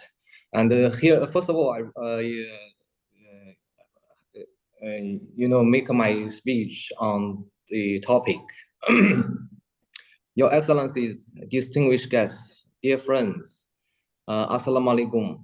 I was posted in Islamabad as People's Daily journalist from 2010 to 2013. At that time, there had been a severe shortage of electricity on daily basis in Pakistan, especially during hot summer. I remember most of the nights around 2 o'clock, I was woken up by the sweating hotness when there was load shedding. Either I had to, you know, go downstairs to open the generator, or took a shower, and then I was able to sleep again. So at that time, the energy crisis was often the headlines of Pakistani media, and people saw no end to it. And I also feel helpless at that time. I think the same feelings were held by, you know, Pakistani people. This year marks the 10th anniversary of the Belt and Road Initiative and the CPEC. I again, as I mentioned, went to Pakistan together with my colleagues in July. We went to the Karut hydropower station, the Lahore Orange Line, and the hybrid rice field set by the Chinese Longping company. We interviewed Pakistani people from various fields, including officials, academics, media friends, and common people. We heard that in Islamabad, Lahore, you know, these major cities, the load shedding has been reduced to 1 or 2 hours a day. In villages, around 8 hours a day. That's still there are load sheddings, but that's significantly better than 10 years ago when I was posted there. When, you know, at that time, about 10 years ago, there was 8 to 10 hours of load shedding in Islamabad and more than 20 hours of load shedding in remote rural areas. Despite the fact that there is still, you know, that triangle problem in the energy sector in Pakistan, there are still load sheddings, especially in rural and remote areas. Most people now feel a remarkable change has taken place with the help of the CPEC Energy Corporation. And we not only see an overall improvement in power generation and transmission in Pakistan, most importantly, with the projects like hydropower stations, Matiri Lahore transmission line, and other wind and solar power stations, there is a gradual shift of Pakistani energy structure from fossil fuel-based to green and renewable-based. You know, the energy structure has been shifting from the fossil fuel-based to green and renewable-based. So that is a shift. And also importantly, a feasible path has been found for the continued improvement of the Pakistani energy sector.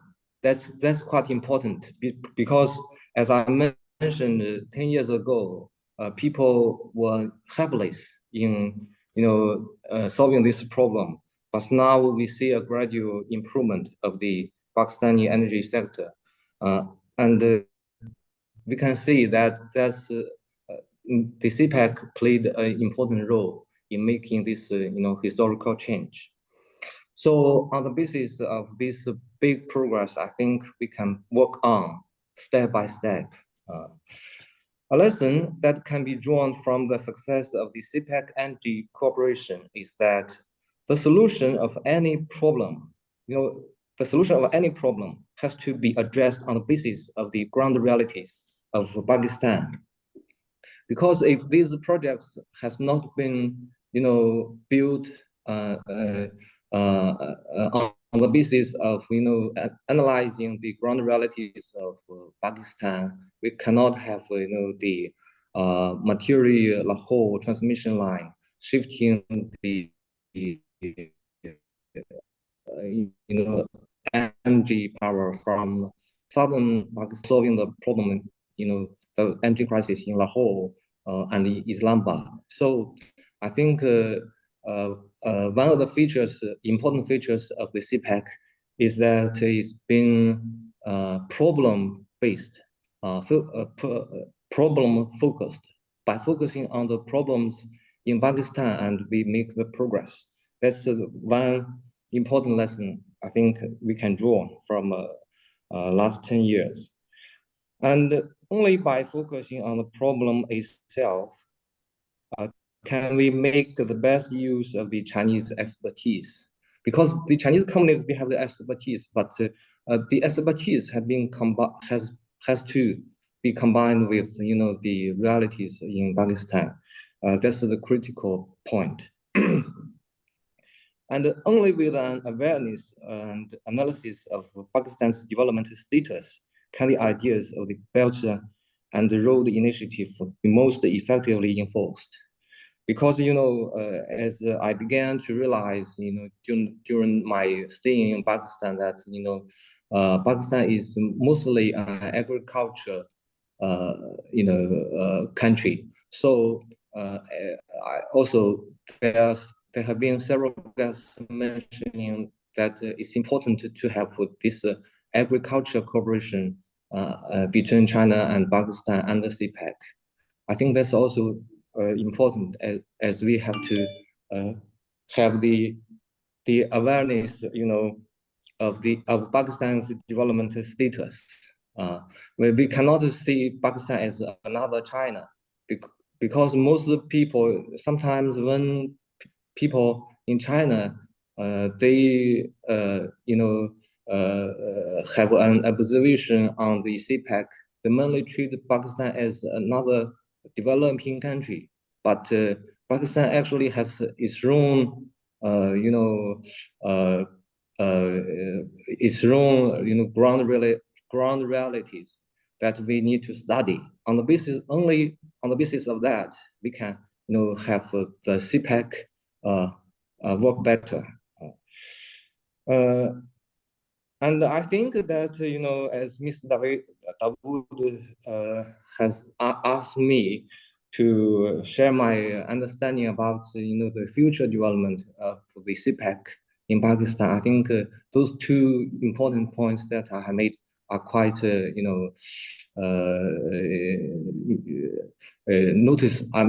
important for us to bear in our mind before we have further paths.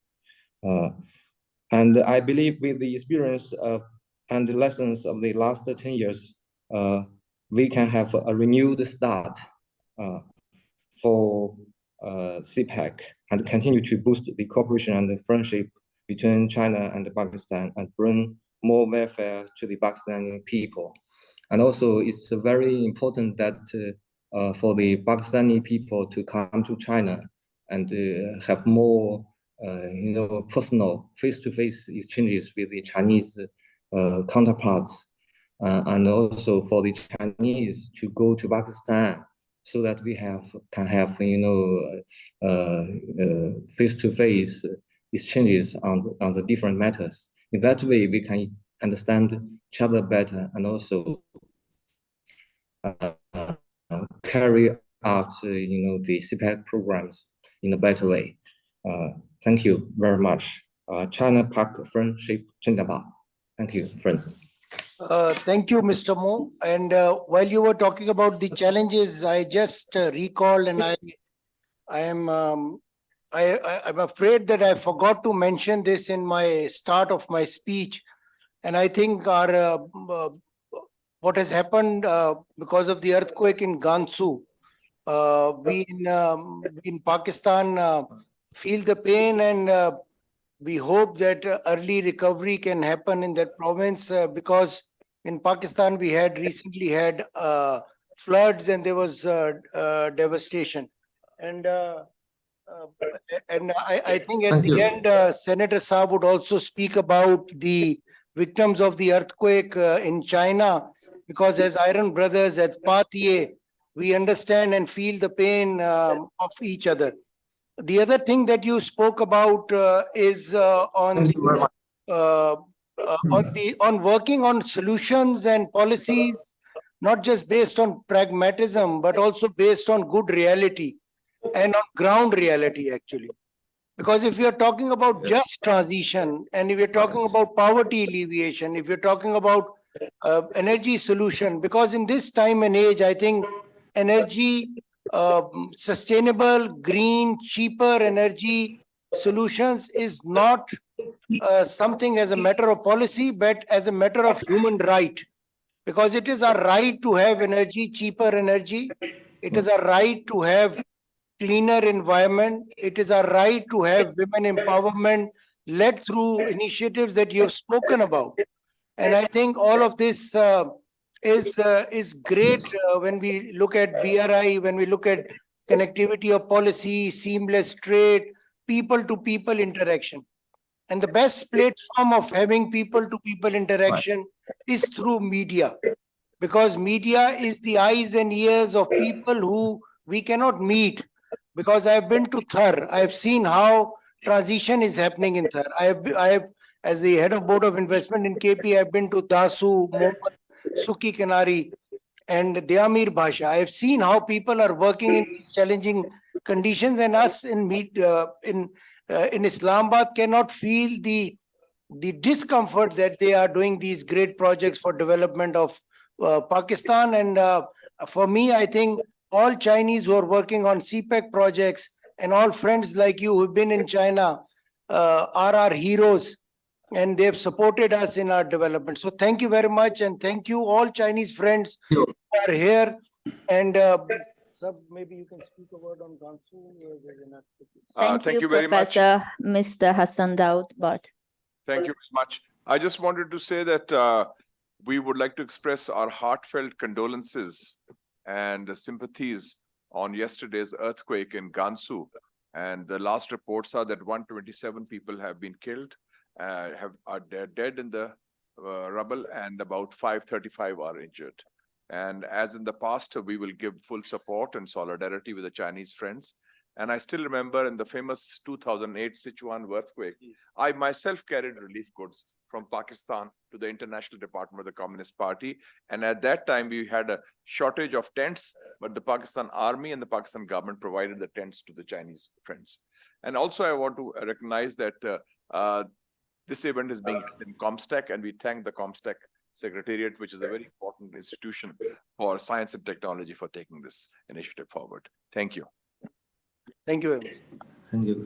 Now I would like to invite Mr. Muhammad Umar Farouk, Research Associate at PCI, will present on fake news related to CPEC in Pakistani, Indian, and Western media outlets over the last 10 years, complete with trajectory, statistics, and graphs.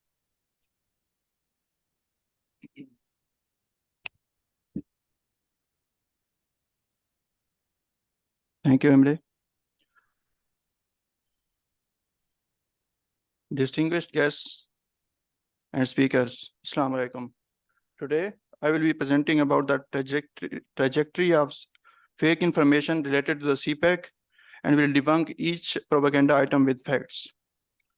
So in 2013, President Xi Jinping and the former Prime Minister Nawaz Sharif launched CPEC, a key project of BRI, aiming to address Pakistan's energy crisis and boost its economy through extensive transportation and power initiatives. In its first phase, CPEC has successfully overhauled Pakistan's infrastructure by adding around 510 kilometers of new highways, and alleviated power crisis by adding more than 8,000 megawatts of electricity, most of which is green energy. So since its inception, CPEC has encountered a formidable challenge in the form of pervasive onslaught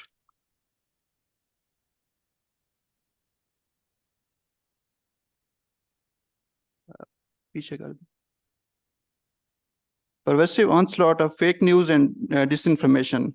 From the outset, the project has been besieged by an array of misleading narratives and false information, posing a significant threat to its credibility and public perception. The spread of such misinformation has the potential to undermine trust in CPEC's objectives and achievements, affecting not only its local reception, but also its global standing. Today, I will be presenting about these points. First, I will discuss the phases of propaganda on CPEC. After that, I will counter each propaganda item with facts. After that, I will present a graph on the trajectory of propaganda stuff from 2013 to now, till now. Lastly, I will talk about the top media outlets spreading the propaganda. So, since the inception of CPEC, we have witnessed three phases of propaganda, and this categorization is based on the content analysis of the news published in major newspapers in Western as well as Indian media outlets. So, in the initial phase, 5 predominant themes of propaganda came to the fore. Reports surfaced pertaining to a notable absence of consensus on CPEC projects. Several media outlets disseminated information suggesting that smaller provinces were not adequately consulted during the finalization of CPEC framework. Subsequently, attention was drawn to the reports highlighting concerns surrounding a perceived cultural invasion by China. Furthermore, there were observations regarding a workforce disparity, with news circulating that Pakistani workforce was allegedly not being adequately accommodated in CPEC projects. In addition, certain media outlets endeavored to promulgate a misconception, asserting that Pakistani markets would be inundated with Chinese products. Lastly, a disconcerting comparison was drawn between Gwadar Port and Hambantota Port, contributing to the overall narrative. The second phase largely consisted of news regarding the slowdown of CPEC projects and COVID outbreaks at the CPEC sites. In the third phase, which is the ongoing phase, we are seeing the propaganda related to the so-called debt trap diplomacy, slowdown of CPEC, complete shutdown of CPEC, and the neo-colonial nature of CPEC. As the saying goes, repeat a lie often enough and it becomes the truth. This thought-provoking notion reminds us of the power of repetition and underscores the importance of critically evaluating information in an age where misinformation can easily be spread. So let's discuss each propaganda item one by one. So first of all, countering the lack of consensus point. So the foundation of this propaganda partnership lies in a comprehensive planning approach encompassing the long-term plan, transport monographic study, and various memorandums of understandings that collectively guide the policy framework for CPEC. To ensure inclusivity and garner diverse perspectives, all provinces have actively participated in consultations, attending meetings both within Pakistan and abroad, and they gave the recommendations and reviewed CPEC projects.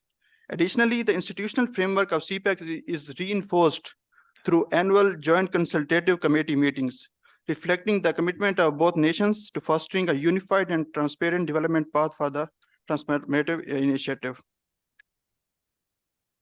Next is the cultural invasion point. So there were news that Chinese will culturally invade Pakistan. So in the United States, around 5.4 million individuals from China, Hong Kong, and Macau contribute to the diverse fabric of American society. Meanwhile, as of 2021, European Union is home to approximately 3.75 million Chinese citizens, with significant populations residing in Germany, Spain, France, and Italy. Considering these substantial diaspora communities, a thought-provoking question arises. If millions of individuals couldn't culturally invade United States and Europe, how might a smaller number, that's in thousands, succeed in making that impact in Pakistan? Next point, that of the workforce disparity. So in the context of CPEC projects, it's noteworthy that the approximately 2/3 of workforce working on CPEC projects is Pakistani labor. This emphasizes substantial local engagement and employment opportunities. There's 236,000 jobs generated for locals in last 10 years. Next point. So it's not just Pakistan, but the countries worldwide, including those in the West, import Chinese goods due to their quality and competitiveness. Recognizing the need for improvement in our own products to address the trade deficit, CPEC provides a pivotal opportunity. Through CPEC, we can boost not only the competitiveness of our goods in the local market, but also provide compelling incentives for the local businesses to raise their standards and produce high-quality products. The establishment of special economic zones under CPEC is a crucial element, as these zones will specifically cater to the needs of local businesses and small and medium enterprises, fostering a growth and economic development. Next, comparison was done between Gwadar Port and Hambantota Port. Let's look into it. So the divergent financing mechanism of Gwadar Port and Hambantota Port underscore the distinctive strategic approaches. Gwadar operates under a grant-based build, operate, transfer contractual framework, absolving the government of Pakistan from repayment obligations to its Chinese counterpart.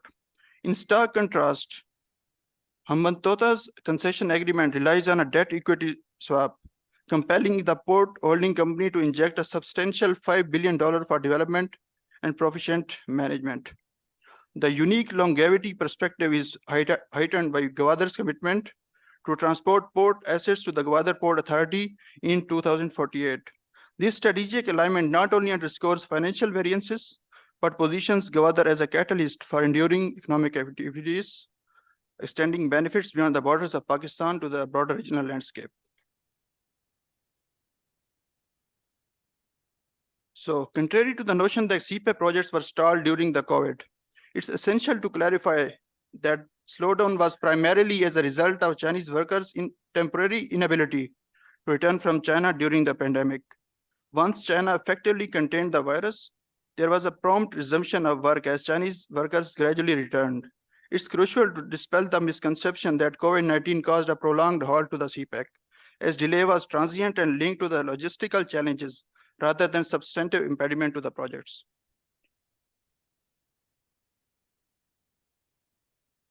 So despite the challenges posed by the COVID-19 pandemic, CPEC sites have maintained stable operations with no reported outbreaks. Rigorous adherence to the standard operating procedures ensured that not a single worker contracted the virus.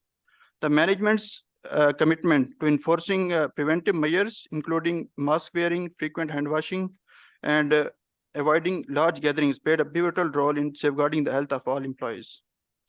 So coming to the point of debt trap. So CPEC energy projects have an average interest rate of 4%. And this outperforms Western institutions like World Bank has interest rate of 4.2%.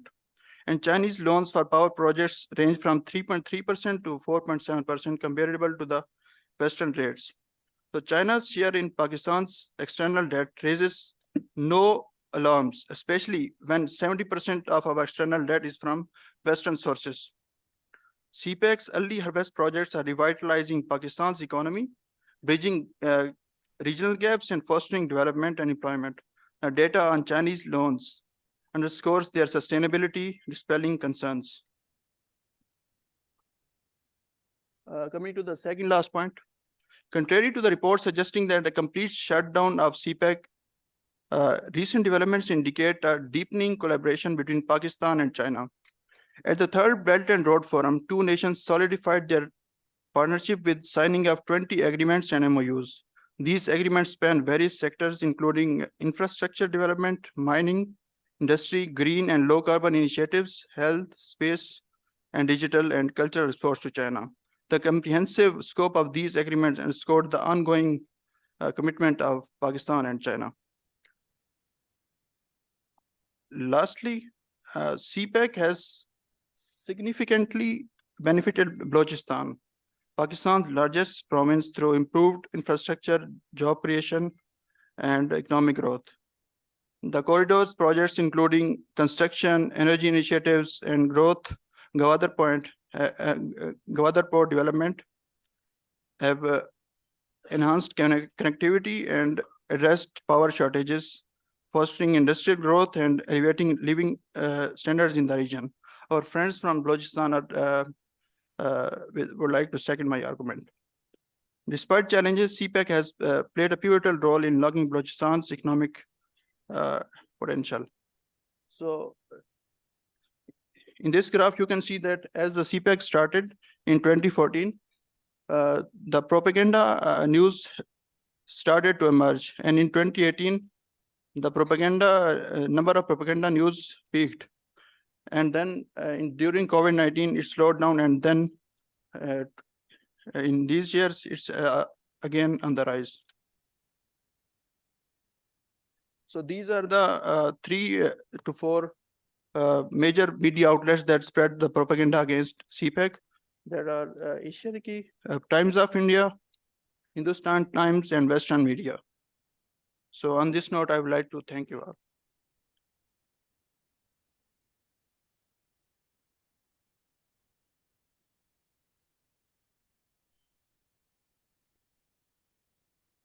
Thank you, Mr. Muhammad Umar Farooq, for your sharing. And now I would like to invite the former Ambassador Nahmana Hashmi will moderate the second panel discussion on challenges and opportunities in CPEC media reporting, synergizing efforts for countering propaganda against CPEC.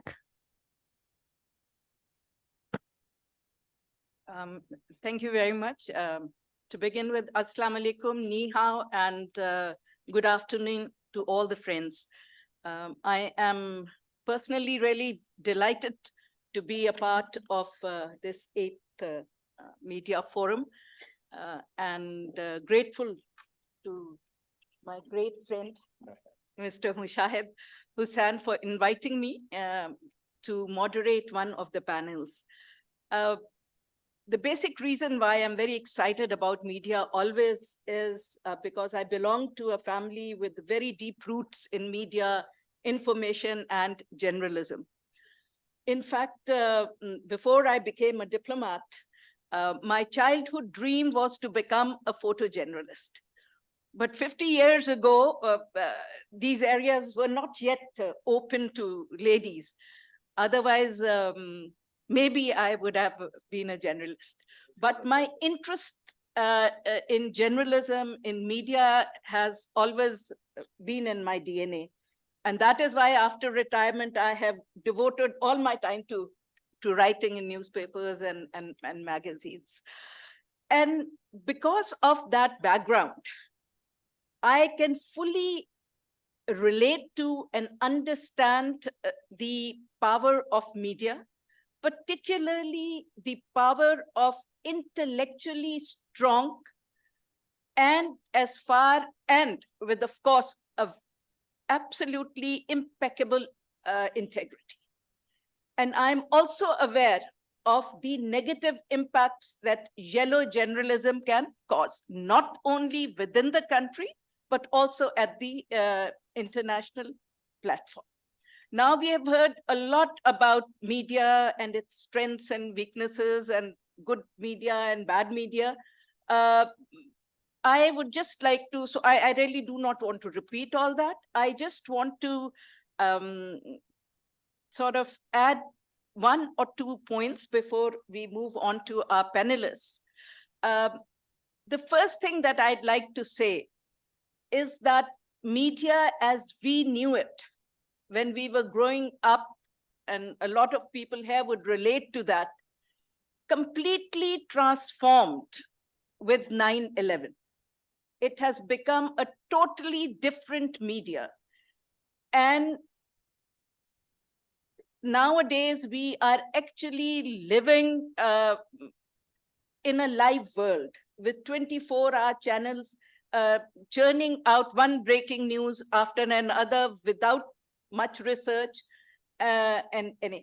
Now, fast forwarding it and coming to BRI and CPEC, we realized that BRI initiative actually also coincided, and particularly in Pakistan, with the opening up of media and with the burst of advanced information technology. and all the social media with all its positive and negative impacts. Therefore, there were two things. Media's capacity and its power to reach all corners of the world and instantly increased. And at the same time, if you look at China, these developments have also coincided with the rise of China and the realization by the West that, rise of China is no brainer, it's no rocket science. We knew it for 300 years that China was going to rise. So why is it that it is worrying the West so much? Because it is not only the economic rise of China, which we have talked about a lot today, but it is also the realization that research and development has surpassed the Western world. It is also the realization in the West that the ideology which the Chinese were following has not failed, which they were hoping would fail, particularly after the collapse of the Soviet Union, because they thought the communist system is not going to survive, without realizing that the Chinese system is a hybrid system. So it's socialism with Chinese characteristics. So it's very different. So particularly COVID showed that China has not only risen economically, politically, technologically, and ideologically, it is now challenging the rest of the world, which was based on Western philosophies and Western governance systems. So there has emerged a country whose philosophy is basically 360 degrees opposed to the Western philosophy, because they believe in security through cooperation and development. The concept of comprehensive security, which my colleague was talking about, Hassan Daoud, the Global Development and Global Security Initiative. So the opening up of media, the new technology that has enabled media, has also coincided with this, once in a lifetime of an empire situation, where the rising power who was ruling the world with all its ideologies and governance system is being challenged in every way possible by the rise of China. And that is why it is so important to understand what is happening and to understand why it is so important, particularly for the Pakistani media, to sort of dive into research, understand things before reporting it. Because if we fall prey to the negative Western propaganda, then we are going to take our country and our people in a blind alley. And we cannot afford to do this. We have invested over 70 years in this relationship. And China has invested 70 years here. And now China is on the verge of achieving its second centennial goal. They have achieved their first centennial goal, which was, of course, the eradication of absolute poverty. They are now on the verge in the next 30 years to achieve their second centennial goal, which is the rejuvenation of the motherland. And the entire confrontation, competition, whatever you may want to call it, is based upon the realization by the West that China will do it. And that is what is causing all the commotion.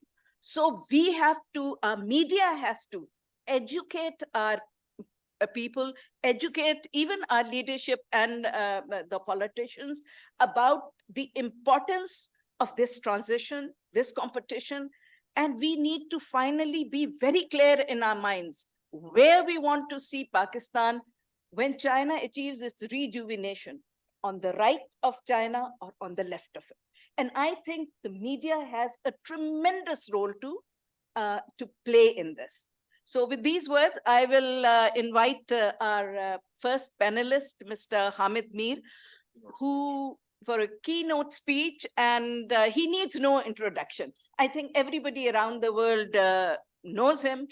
I know him from his early days when he was on the Foreign Affairs beat and used to come very regularly to our press briefings in the Foreign Office in the old building. Yes. So it's great to reconnect with him today. He's an absolutely eminent generalist, and his opinions matter and shape policies. So with those words, I will request you to come and make your keynote speech. And because we are lacking one speaker who couldn't join us, so instead of 5, I'll give you 10 minutes. Oh, thank you. So nice of you. Thank you. इसमें speech सुन लेना speech सुनने उसके बाद question answer हाँ आखिर में आऊँ I promise you question answer. Bismillahirrahmanirrahim. Thank you very much for inviting me in this August gathering. The moderator of the previous session, Mr. Hassan Daud Bhatt, was emphasizing on the need of cooperation between Chinese and Pakistani media, especially for the promotion of CPEC project, and also he was mentioning about the security situation. And I was thinking that what should I say about the cooperation and the CPEC? So I consulted with Mushahid Saab, and with his permission, I am now revealing that CPEC was started in 2013. So this is the 10th year. So I'm not offending anyone, but this is a reality that in last 10 years, this is the first time that I have been invited to any CPEC related program or conference or event in Islamabad. I was not invited anywhere in Pakistan, including Islamabad, not even on some briefing. And I remember that few times the former ministers who were responsible for the CPEC authority or CPEC projects, I told them that I want to understand there are some questions people are asking us, so we want to understand and we want answers so that we can highlight the importance of CPEC. So maybe they were not allowed to invite me. So this is the first time that Mushahid Hussain Saab invited me, and I know that CPEC Media Forum, which is the host of this event, is a non-government organization. So I'm thankful to Mushahid Saab that you invited me in this CPEC related project, because CPEC Media Forum is also a CPEC related forum. And I remember that there was cooperation between Chinese media and Pakistani media long ago. I remember that 25 years ago, I was invited by a Chinese newspaper, Guangming Daily. Yeah. So I visited Beijing, Urumqi, other cities also. And but after 9/11, somebody, Ambassador Nagmana Sahaba, she mentioned 9/11. So after the 9/11, the Pakistan was changed. And I think that maybe the priorities of the governments were also changed. So when we talk about CPEC, actually this is related to the Belt and Road Initiative, and it is related with the Pakistan and China friendship. So I will start from one road which is in Islamabad and next to the Constitutional Avenue. It is Chu En-lai Road. So when I was very young, I was a schoolboy. So Chu En-lai was my hero at that time. He was the Prime Minister of China. And I still, the people, my age fellows, maybe 90 9% of them, they remember his name because he was very popular in Pakistan. But I don't remember the name of the current Prime Minister of China. So this is my feeling, that why I don't remember the name of the current Prime Minister of China, why I still remember the name of Mr. Chu Enlai. So I think the credit goes to those leaders, Chu Enlai, then Mr. Zulfikar Ali Bhutto, then Mr. Nawaz Sharif, then Mr. Imran Khan, who tried their level best to promote the friendship between Pakistan and China. And the foundation was laid by Mr. Chu Enlai, because he was the Prime Minister of China for a very long time. And this is a small road in Islamabad, but there is a very long road, and that is Karakoram Highway, which is the symbol of Pakistan-China friendship. And what the Pakistani media can do, I did it few times in last 20-25 years, that I remember that once I tried to highlight the importance of Karakoram Highway, and I traveled on that road. It was a very difficult journey, maybe 20 years ago. So if the Pakistani journalists and the Pakistani media or the Chinese media, they can only travel on that road from Gilgit to Khanjarab and make a documentary or a story. So you will come to know that not hundreds, but thousands of Pakistanis and Chinese, they sacrificed their lives to build that road. It was started in 1962 and it was inaugurated in 1978, 17 years. So this is the importance of Pakistan-China friendship. And we also know the heavy mechanical complex, Chashma nuclear power project, Karachi nuclear power project, which is called K2. There are many things, but now the CPEC is more important for us. So as I said, CPEC was started in 2013, and now I will mention some figures which I reconfirmed from the current government officials. I also consulted Mushahid Hussain Saab. So you remember that when CPEC was inaugurated in 2013, we were told that the China will invest $62 billion in Pakistan. That was that is a very famous figure. And just a few hours ago, this morning, I confirmed from a federal minister, and he told me that in last 10 years, Pakistan got $25 billion investment from China. So there is a question that China is the most popular country in Pakistan, and Pakistan is also very popular in China.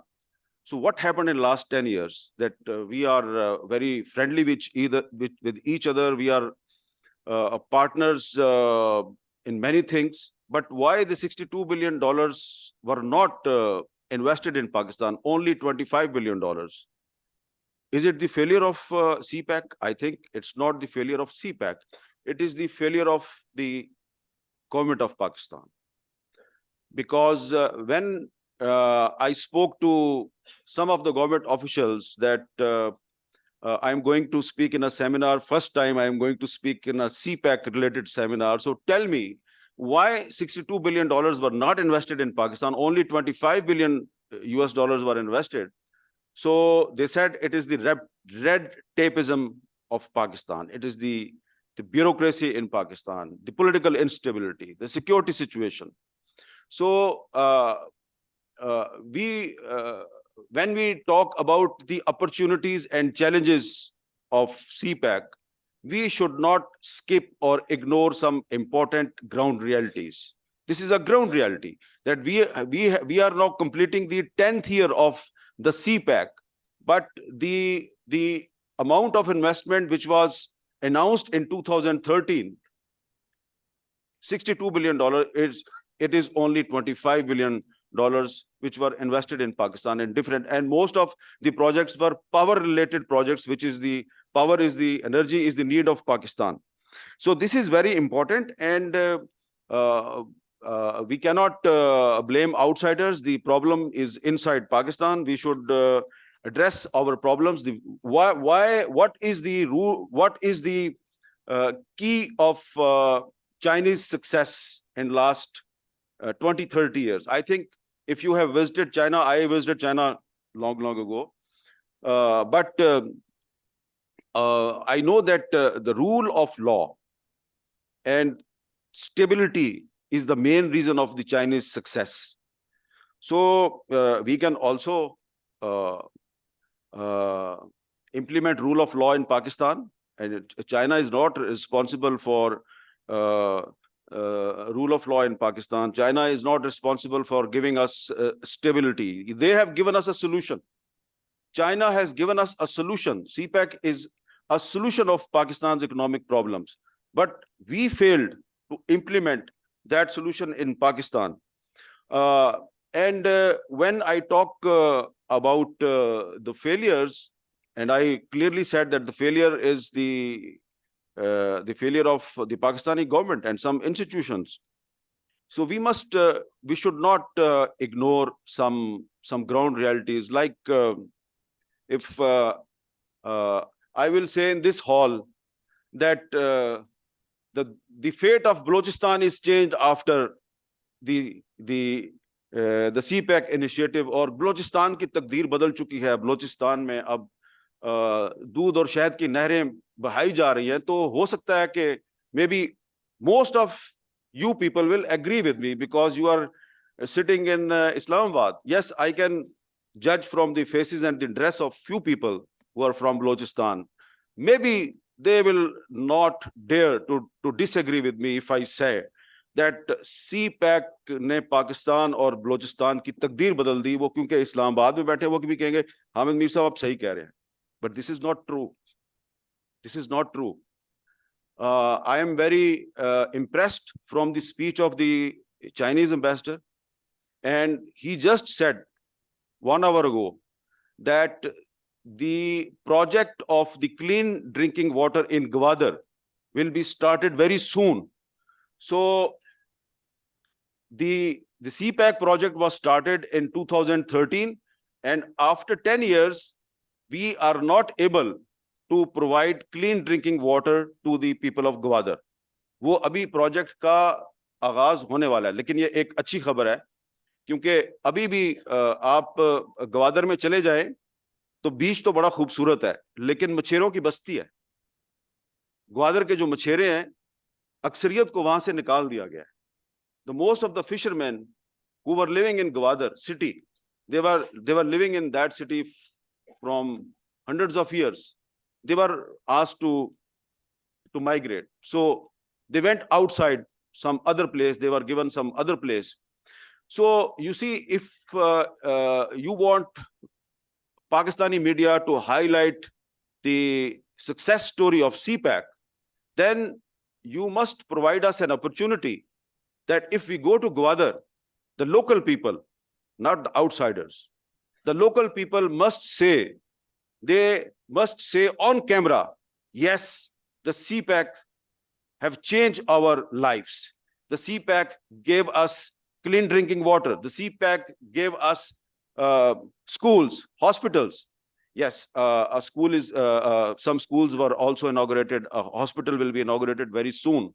But it was not happened in last 10 years. And it is not only Gwadar. Balochistan is not only Gwadar. Balochistan is Turbat. Balochistan is Man. Balochistan is Quetta.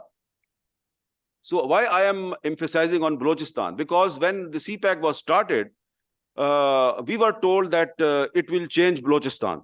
So I hope that the CPEC will change Balochistan. And in the end, I must say that why there is instability in Balochistan, why there is bad law and order situation in Balochistan. It is not because of CPEC. It is not because of CPEC. It is because of the enemies of Pakistan and China who don't like CPEC. So if we will not address the problems of the people of Balochistan, then we will provide an opportunity to the enemies of Pakistan and China to exploit those problems. So that's why I think that yes, we must focus on the successes of the CPEC project, but we must start it from Balochistan. And Balochistan need justice today, and justice will not be given by China.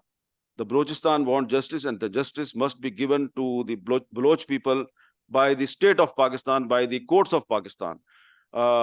This is just a incident happening today. You see many people from Balochistan, they are marching from Turbat and they are coming to Islamabad. They will reach to Islamabad today. So today, in the evening from 9 to 11, the Pakistani media, the TV channels will report this successful event organized by CPEC Media Forum, and maybe they will also report about that march of the women who are coming from Balochistan. The one journalist sitting this in front of me, Mr. Ali Sher, he is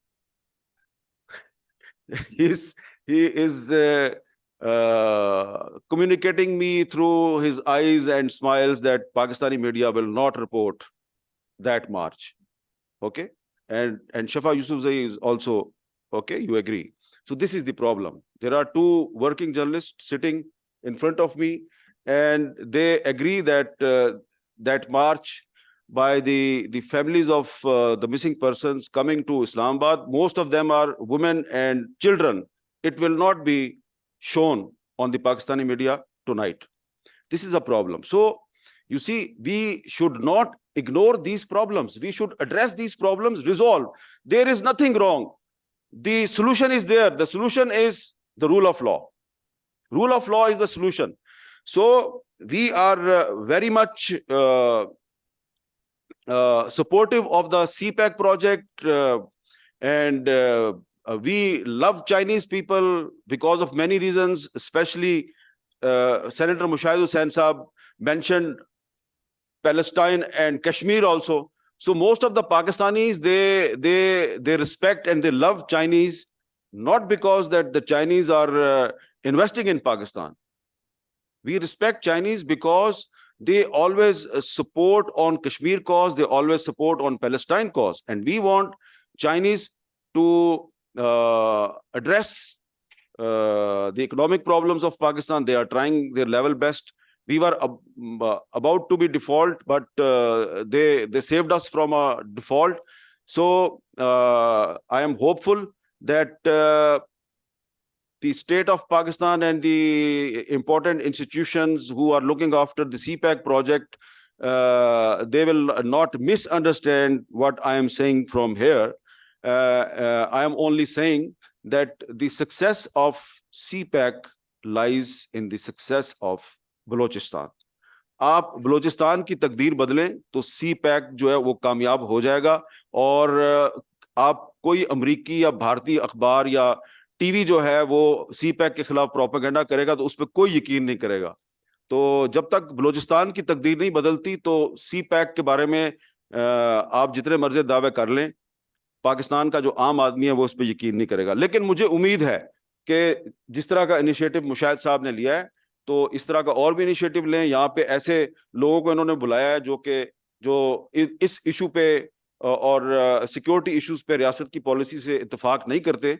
तो इत्तेफाक उसी वक्त कायम होगा जब आप जो मजलूम लोग हैं, जिनको ज्यादा जरूरत है इस वक्त हकूक की, आप उनको हकूक देंगे तो CPEC भी कामयाब हो जाएगा, और CPEC के खिलाफ जो साजिश करने वाले गैर मुल्की दुश्मन है वो भी नाकाम हो जाएंगे. बहुत बहुत शुक्रिया.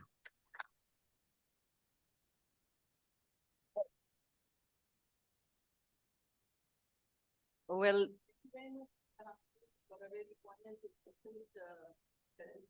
and I do hope that this was your first CPEC-related forum, and I hope that this will not be your last, and that we'll see you at many more CPEC-related forums in Islamabad and Beijing and other cities of Pakistan. Now, you have raised some very interesting points and very relevant points which need to be definitely addressed. I just want to sort of comment on 2 or 3 things that you raised. I think you very rightly asked the question, why is it that we all know Mao Zedong and Zhou Enlai, and we do not know, apart from President Xi, we do not know the other leadership of China? If I may allow to answer that, Mushahid Saab, the reason is actually quite simple. I have served twice in China, once in 2003 for almost 5 years as the deputy head of mission, and then again as ambassador. So I've followed China very, very closely for the last 30 years. And he's absolutely right. This time when I went to China, in one of the Chinese-speaking newspaper, there was a story, and the title of the story was "Best of Friends Yet Strangers." And it said exactly the same thing as Mr. Hamid Mir has pointed out today, that we are best of friends. We are all whether strategic cooperative partners, and we are, iron brothers and this, that, and the other, but the people do not know each other. Why is it so? It was not this way before. Because if you remember, Pakistan was the first Muslim country to recognize the People's Republic, the new dispensation, the People's Republic of China, when it was established. And at that time, Pakistan was the largest Muslim country with huge influence. And we had our, differences with another communist dispensation in the Soviet Union. But we immediately recognized the People's Republic of China, opening the door for all Muslim countries and other non-communist countries to follow suit. We were only the third country to recognize the People's Republic of China. And till 79, about mid-80s also, Chinese people used to watch Pakistani movies. They used to sing Pakistani songs. In fact, there is one song of a Pakistani film called Mera Naam Hai Mohabbat, which is still sung by some old generation people there. And if you were to sit in a taxi or go shopping, they wouldn't charge you money because you were Pangyo, you were very good friends, you were old friends, and you were the best of friends in the world. But now when you go to China, you see a change. Why? When China was closed, we were the window for China to the outside world. All the Chinese passed through Karachi, which was the hub of transportation from going from east to west. And I remember we grew up in, watching Chinese opera, Chinese acrobatic teams, Chinese cultural troupe, and our art and culture was all over the world. So people started to understand us. But unfortunately, when we helped China open up, we were the bridge that, the USA walked on to connect to China. And then China became a member of the United Nations, de-seating Taiwan finally, and one China policy, this, that, and the other. And the entire world converged on China, whether it was culturally or economically or politically, or, moving their production units there. What did we do? In 79, we closed all windows and doors of Pakistan to the outside world. No culture, no heritage, no literature, no generals. We went into a jihad mode.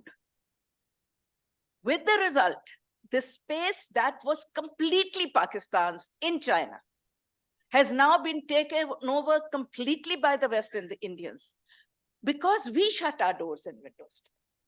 So that is the reason why we actually don't think. And then, you also mentioned about the CPEC funding. So I just want to clarify because some people may not know this. Yes, the package, what is called CPEC, I call it the financial package and the formal signing up. Because as far as I'm concerned, and Mr. Mushahid Hussain agrees with me, the concept of connectivity in CPEC started when we started, when the first Belcha went down, making the Karakoram highway, because it wasn't going to heaven. It was for a purpose to connect China to Pakistan and eventually to take it to, to the south. So the rest is all phases. So to begin with, this is money that was not handed over to Pakistan. This was money which was divided into phases, 2 phases. The first phase was the construction of energy projects and infrastructure, because that was our priority, and rightly so our priority, because without energy, our industry was shutting. 80% of our industry was down, where exports were badly affected. So we need energy, and we needed connectivity, which was 0. So it was very important. So the first phase, the money, 25 billion, went into infrastructure and energy, of which 38% went into energy, the rest went into infrastructure and other projects. The second money, and this was also given by the Chinese government as loans to the Chinese enterprises who were doing these projects in Pakistan. Okay, so nobody gave money to Pakistan, but it was invested in Pakistan. Secondly, the rest of the money was for the second phase, and which is the establishment of the special economic zones, which is called the second phase, and the actual delivery, the actual importance of CPEC lies not in the first phase. The first phase is an enabler phase. The second phase is the most important, because unless your industrialization is done, you will not have the export surplus. So what are you going to export from Gawada? What are you going to export eastward or westward or anywhere, or to Africa or to Europe? Nothing. So it was so important that we did the special economic zones in time.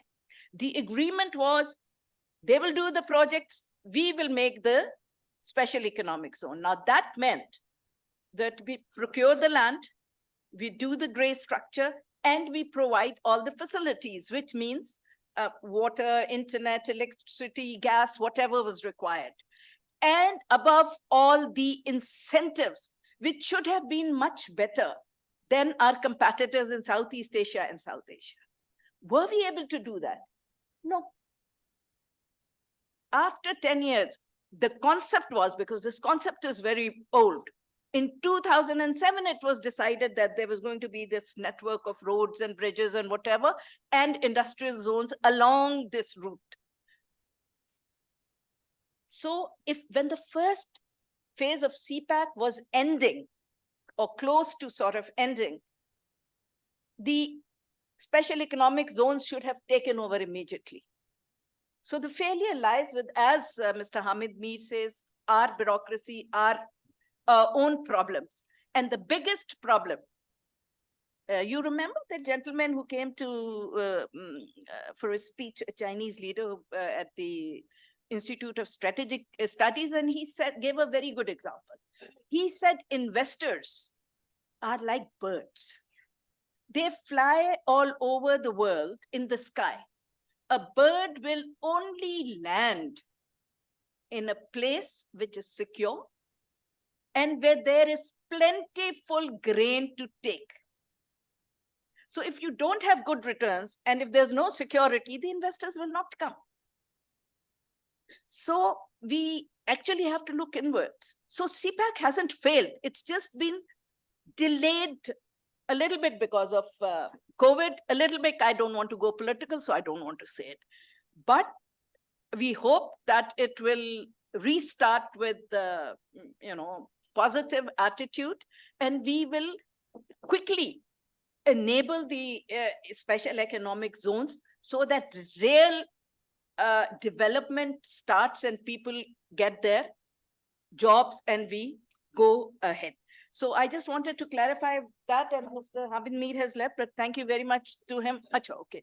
Thank you very much to him for making, sort of pointing out very, very relevant things. So now we move on to our second speaker, who is Mr. Du Jiangning, Director, China Media Group, Islamabad Studio.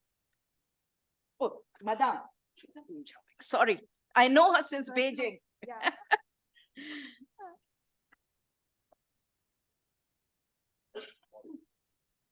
Distinguished guest, हमारे दोस्तों, अस्सलाम वालेकुम। मेरा पाकिस्तानी नाम तबस्सुम है और मेरा तारुक China media group Islamabad studio से है। और अब मुझे इजाजत दे दें, मैं जो चीनी ज़बान में ये presentation करूँगी।各位媒体同仁，大家好，我是来自中央广播电视总台自然报节目制作室的佳宁。杜佳宁。非常感谢论坛为两国媒体同仁这次面对面交流学习的宝贵机会。应主办方安排，我将结合中央广播电视总台在指涉中巴经济走廊虚假信息方面的实践，分享一些个人的思考和体会。I will share with you some of my opinions on resisting the CPEC. Sorry. Fake news concerning CPEC. OK. 今年10月，第3届“一带一路”国际合作高端论坛在北京举办，The third “一带一路”倡议Road 10周年。今年同样也是中巴经济走廊的第10个年头。10年间，中巴两国紧密合作，推动走廊建设取得了累累的硕果，惠及当地社会经济发展和民生改善。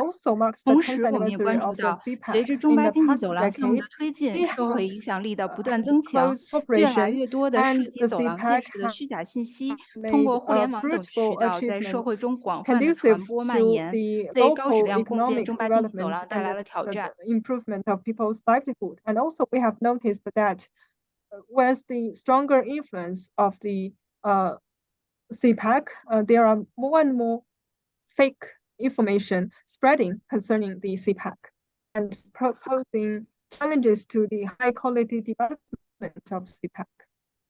这中巴经济走廊的虚假信息可能误导企业的决策，影响走廊的高质量发展。 Such fake information will mislead enterprises and investors and have negative impact on the high quality development projects. 同时呢，也容易在公众当中引发担忧和不安，为走廊的建设增加社会成本。 Information can easily lead to the fermentation of negative public opinions. 因此，为推动中巴经济走廊第2阶段的高质量， Therefore, in order to promote the high quality development of the second phase CPEC, we need to work together in taking measures to prevent and respond to the spread of false information related to the CPEC projects. Today's world is a world of information bombardment. The amount of information we receive every day is 100 times than before. 在人人都是媒体的时代，传统媒体不再是人们获取信息的唯一渠道。 Now everyone is a media. Traditional media is no longer the only channel for people to get information. 传统媒体的权威受到挑战。 And the authority of traditional information is challenged. 缺少权威的信息发布，为虚假信息的滋生和传播提供便利。 Information release facilitates the breeding and spread of false information. 公众则难以从中去伪存真。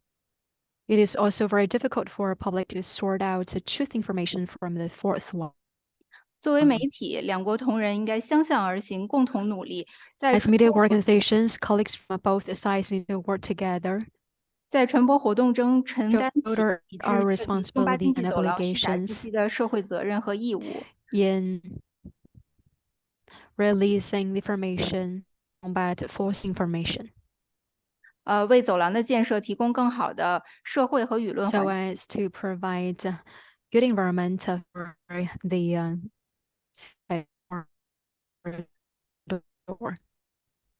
为此，中巴两国媒体应该加强在信息共享、合作传播和融合传播等领域的合作。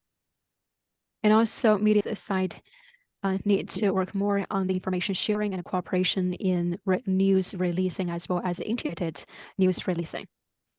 加强信息共享合作，增强双边信息 We 的 need to enhance information sharing cooperation and bilateral information transparency. 有助于从根本上减少涉及走廊 That 的 will be 虚假 helpful 信 to 息的滋生。 fundamentally reduce the spread of false information related to CPEC.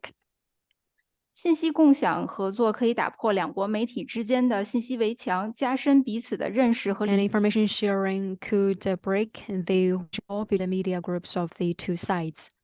在媒体领域消除虚假信息产生的空间。 And it deepen our mutual knowledge and understanding for false information in the media field.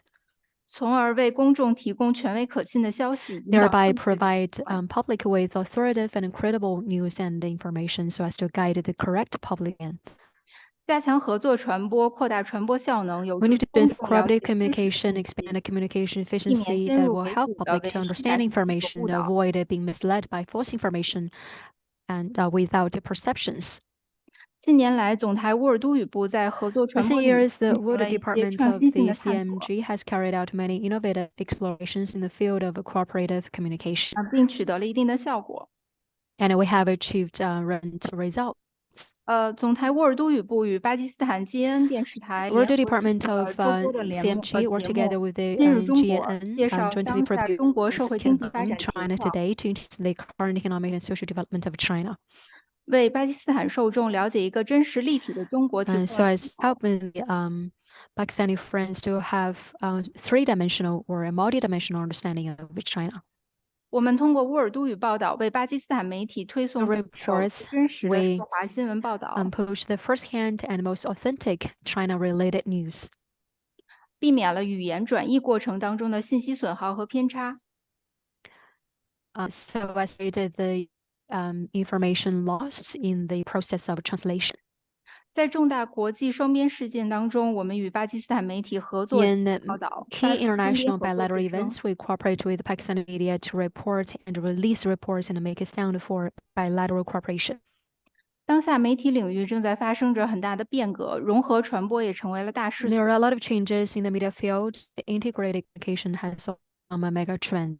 因此，两国媒体更应该关注包括在社 Apart 交媒 from the 体 traditional 在内的 media 新兴媒 cooperation, 体 we 传 should 播。 focus more on social media as well as other new media outlets. 社交媒体已经成为了公众，尤其是 Z 时代获得 Social media has become Z generation's main channel for getting information. Z 时代是两国关系的未来，也是中巴经济走廊建设的 Z 未来。 generation are the future of the partnership of our two countries. They are also the future of the CPEC. 因此，在 Z 世代群体当中，消除 So in the Z 走廊对 generation 虚假 group, 信息影响 we 传 need to 播经济 eliminate 走 the 廊的 false 真相论， information's 是 impact on 两 the 国 Z 媒体需要 generation 携手 and 攻 to 克的 guide 重 the 要课题。 positive public opinion. That is the major important topic both sides need to work on. 社交媒体上传播的信息更加缺少 Information on the social media, they are not that authoritative.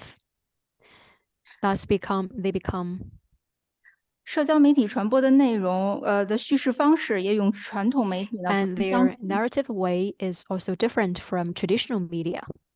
因此，两国媒体更应该加强合作， Therefore, 改变 the 传统的 media 传播 groups 模 of 式。 our two countries need to cooperate to change in the way of the traditional media's release. 发力融媒体传播，增强影 And 响 to 力和 work 传播 on 力。 integrated media communication and improve our influence. 总台乌尔都语部呢，已经做出了相关的 Our 尝 Voodoo 试。 department has made some explorations. 10月为庆祝“一带一路”倡 In 议和中 October, 巴 in 经 order 济 to 走廊建 celebrate 设 the 10周 BRI 年， initiative as well as the 10th anniversary of CPEC, 总台乌尔都语部在伊斯兰堡、拉合尔等地 we 多场 held 线 a 下 lot 活 of 动， on-site activities in Islamabad and Lahore. 通过绘画、摄影、vlog 等多种 We use 走廊 paintings, 建设成 vlog, and photographs to demonstrate the results of the CPEC projects. 线下我们举办了作品展、网红互动活 And 动， also have 让 a 受众的 works 关注。 exhibition as well as interaction with influencers on the internet. 线上通过前期预热、同步直播和 Have got a lot 产品的发布， of 发挥长尾 attention. 效 We 应。 have pre-communications, online broadcasting, as well as in the video products and will have a long and everlasting effect on those events. 最大限度地提升了活动的曝光，增强了影响力。 So as to maximize the exposure of events and improve the influence of those events. 中巴经济走廊建设已经走过了10年，迈入下一 CPEC 个阶 has 段。 gone through 10 years. We are now going to the next 10 years. 两国媒体在新时代新形势下，更应该 The media of the two countries need to work closer in the new era and the new circumstances 抵制涉及中巴经济走廊的虚假信息传 to 播， challenge in the false information of CPEC 为公众提供更 and 多 it 真实、 provide 可信、 more 有吸引力的媒体， trustworthy, reliable, and credible information to the public 让中巴经济走廊建设发展的成果走 so 进 that the results of CPEC could touch into the heart of the people of the two countries. 我们期待与更多中巴媒 We 体 are looking forward to 要 work 深 with 化合作， more 为经济走廊 China-Pakistani 的高质 media 量发展 friends 贡献媒 to 体 deepen our cooperation to contribute in the media's to make the media's contribution to the high quality development of CPEC. हम चाहते हैं कि मजीद Pakistani media के साथ तावन करके और CPEC के हवाले से ये जो रिपोर्ट करते हैं और दोनों ममालिक के दरमियान फ्रेंडशिप को मजीद आगे बढ़ाएंगे और जिंदा दोस्ती जिंदाबाद। आपका बहुत बहुत शुक्रिया। Thank you very much, Tabassum. You made an excellent intervention, and thank you for all the information and the very practical and good suggestions that you have given for media cooperation between Pakistan and China. Now, our last panelist is Mr. Yu Xiaokui, Deputy Director, International Department, Guangming Daily.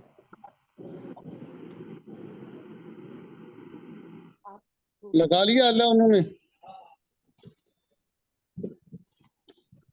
बेटा जरिश जरिश तला का तो number भेजो ID card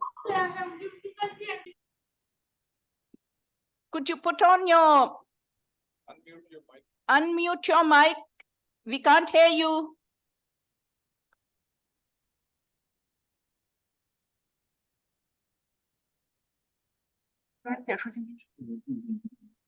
Somebody call.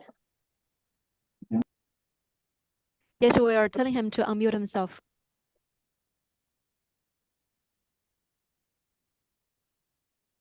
重要的思想引领。10年前，习近平主席深刻洞察百年变局，开创性提出共建“一带一路”倡议。巴基斯坦作为中国的铁杆朋友，率先积极响应，东巴经济走廊因此应运而生，成为共建“一带一路”先行先试项目。10年来，东巴双方以走廊建设为中心，以瓜达尔港能源基础设施建设 the BRI. And over the past 10 years, our two sides jointly drawn a magnificent picture of the cooperation, and early results have been harvested that provide important new impetus to the economic, social, and development of Pakistan. Nowadays, CPEC has become a vivid interpretation or example of the all-weather friendship of our two countries, providing important support for the two countries to build a closer relationship.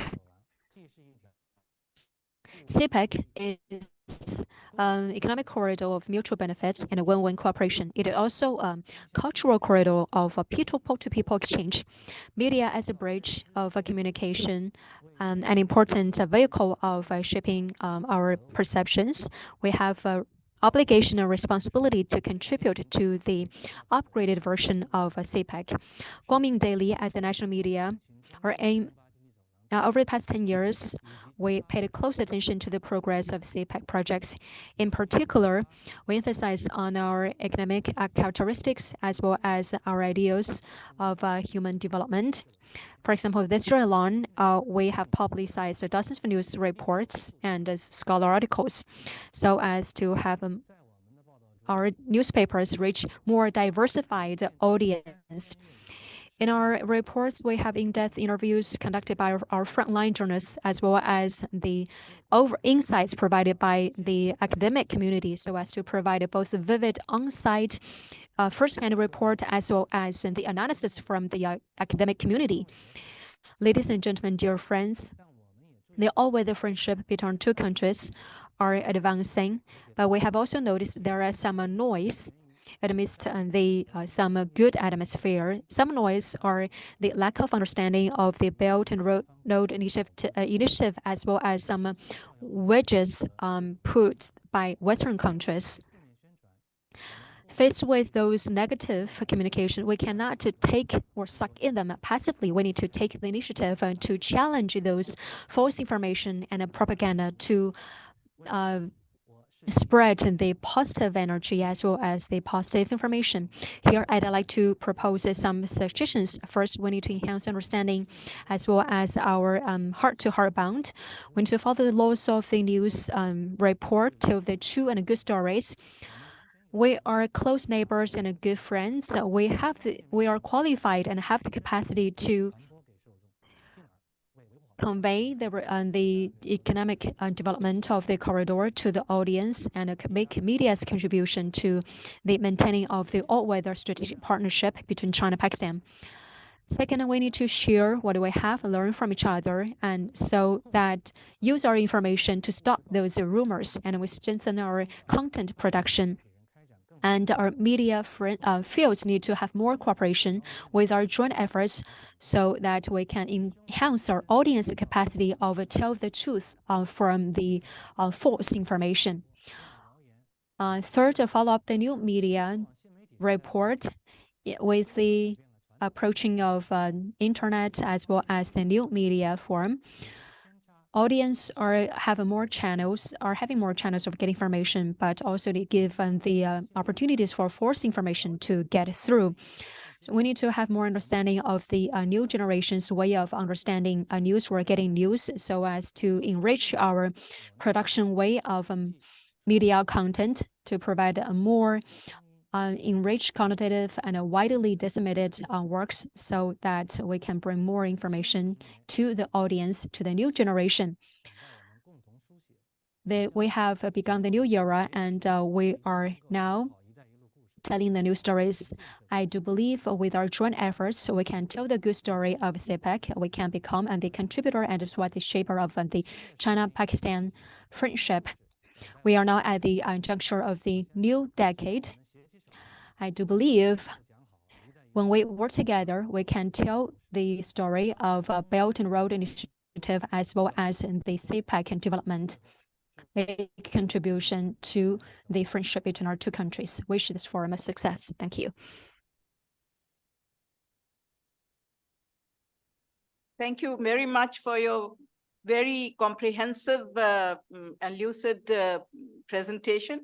And this brings us to the end of this panel discussion. And because of paucity of time, I would not like to sort of round it up, but just give one piece of advice to the media. And that advice actually can't be better than what the Chinese thought leader Deng Xiaoping gave. And that is seek truth from facts. So that's all I can say. Before reporting, determine the facts. Thank you. Yes, I promised. I'm sorry, I have.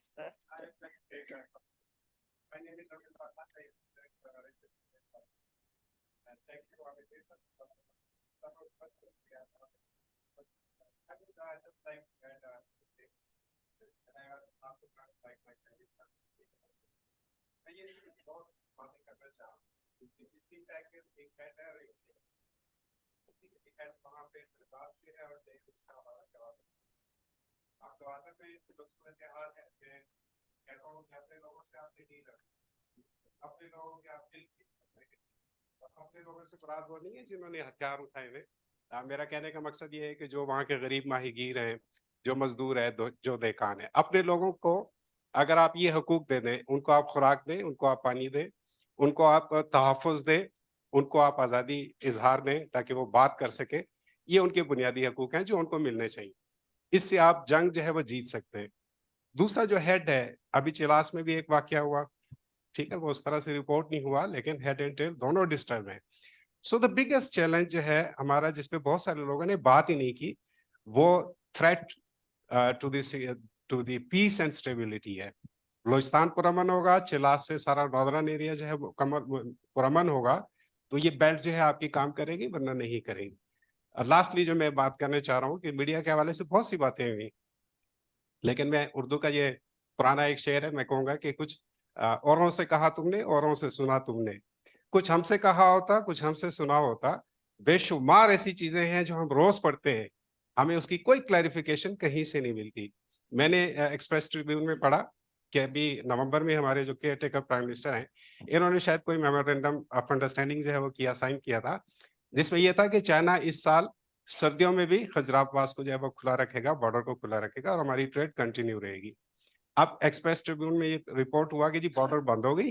पहली जब snowfall हुई इस winter की, उसमें पाकिस्तान जो है अपनी snowfall जो है उसको नहीं, सड़क साफ ही नहीं कर सका, लिहाजा बॉर्डर बंद हो गई.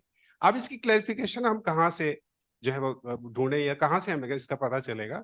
फेक न्यूज आती है, लेकिन हमारे पास क्या सोर्स है, हम कहाँ जाए, कहाँ से पता करें?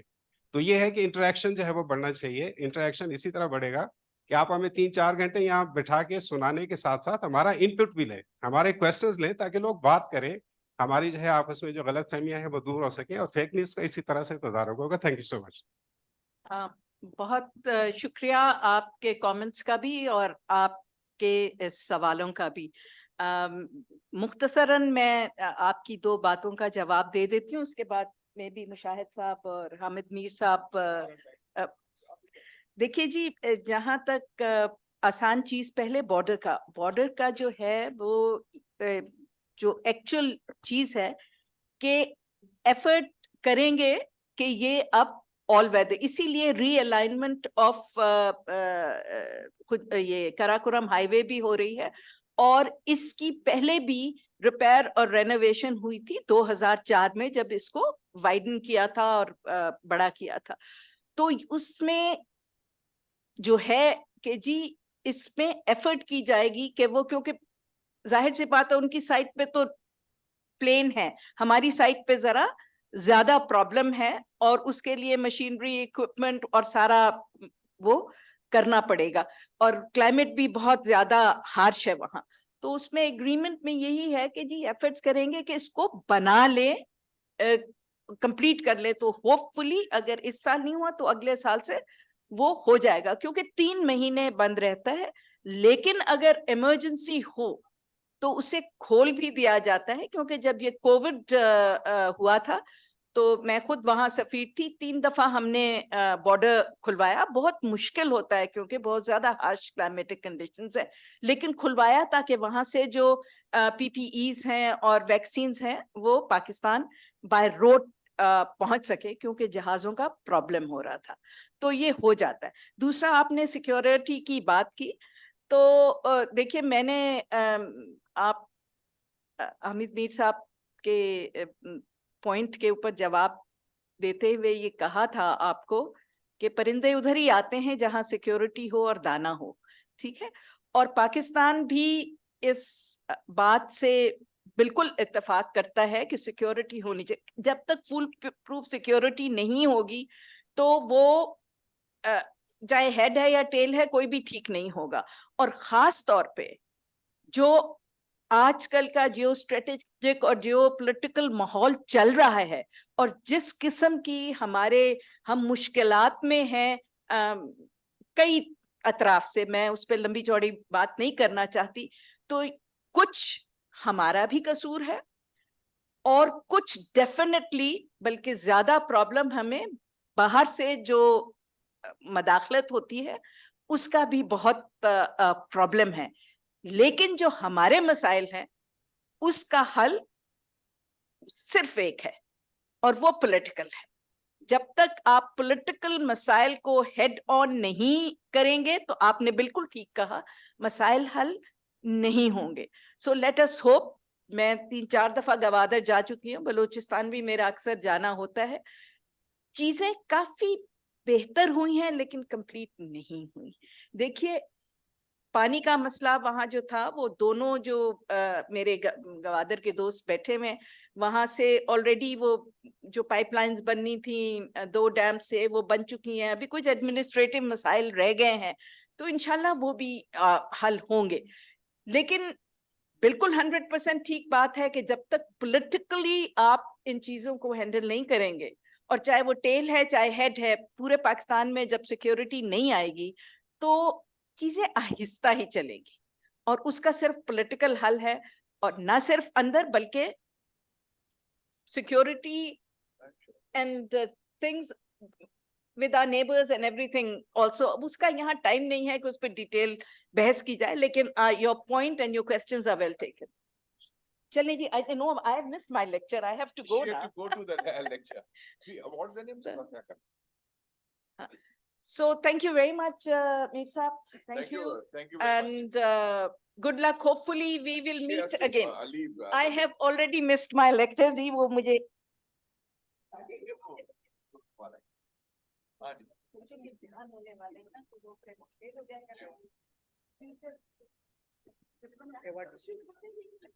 Yes. Thank you. Now, let me invite Senator Mushahid Hussain Said, renowned journalist Hamid Mir, and Mustafa Haider Said to present the CPEC Golden Anchor Awards to the winners.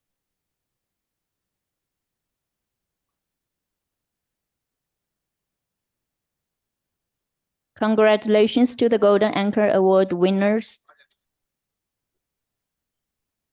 Imran Khalid, freelance columnist.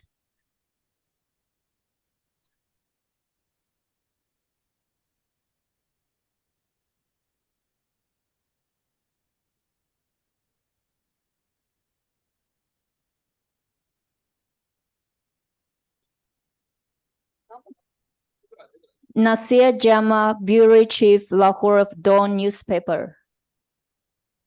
I will go to this level.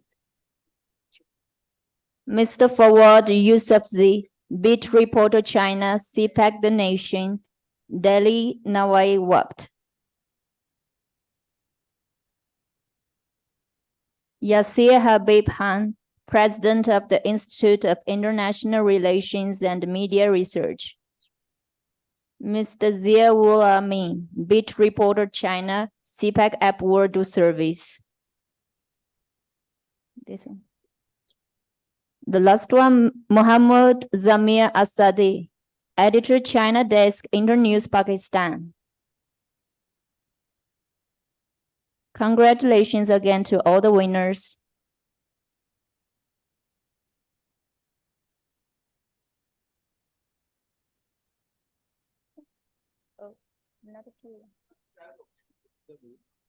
Mr. Murtaza Noor.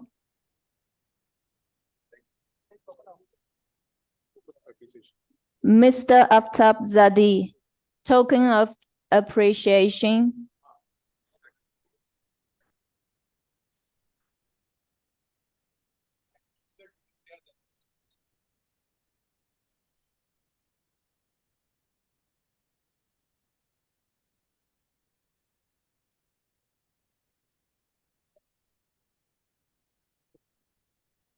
And this one. This one, and then this one. This one. No, okay.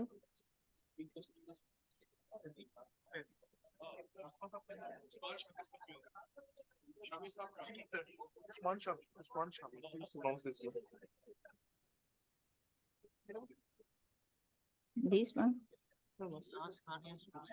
This one. Usman Mujib Shami, executive editor of Delhi, Pakistan.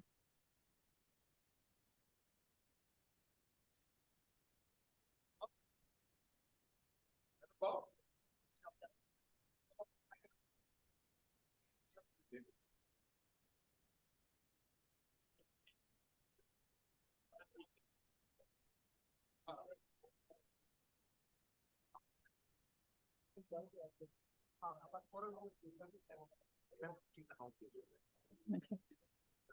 Now, Mustafa Haider Said, Executive Director of the Pakistan-China Institute, will now launch the CPEC Media Forum Balochistan Initiative and provide insights into this initiative.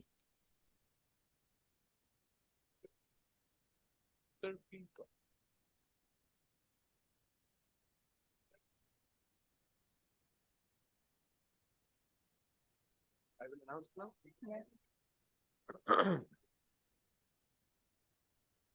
Hello. Hello. Thank you, Emily.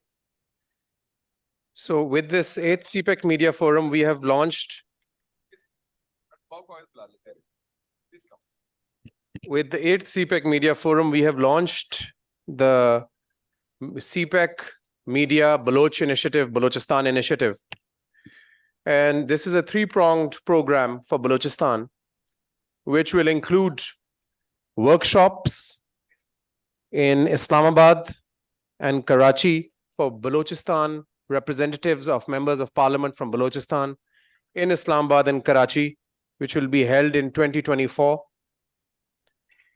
Then we will have All Pakistan China Enterprises Association dialogue and seminars with the Turbat Chamber of Commerce, with the Quetta Chamber of Commerce, and with the Gwadar Chamber of Commerce to engage in understanding, promoting partnerships, and exploring business opportunities between the chambers in Balochistan. Ladies and gentlemen, please be seated. Just a few minutes left. Please be seated. No huddling there. Please be seated. And thirdly, there will be part of the Balochistan Media Forum is the internship opportunities for the young students in Balochistan, including but not limited to those in the Gwadar University with Chinese enterprises, starting with the China Overseas Port Holding Company, which is working in Gwadar. Thank you. I think this is an excellent initiative and it will really help clarifying a lot of issues about CPEC in Balochistan, inshallah. Now let me invite Senator Mujahid Hussain Saeed to launch a report titled Perceptions on CPEC in Pakistan.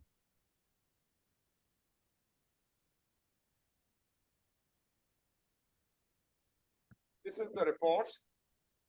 And this is based on a public opinion survey, which we have done. And it shows 93.5% support among the people of Pakistan for CPEC, which is also in accordance with what the survey of the Americans showed, that over 90% of Pakistanis support Pakistan-China relations. So this is a tribute to that. This is the report which we have launched. Thank you very much.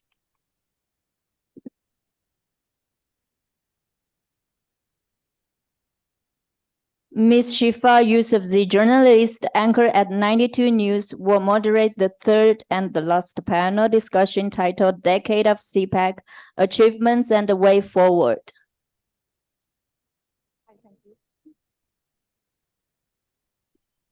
Assalamu alaikum, everyone. Thank you for having me to moderate this third session and at a very important media forum. I was just recently in China. And this was my first visit, and whatever I had imagined about China all my life, admiring it for their progress, admiring them for their development, I found it exactly to be the same.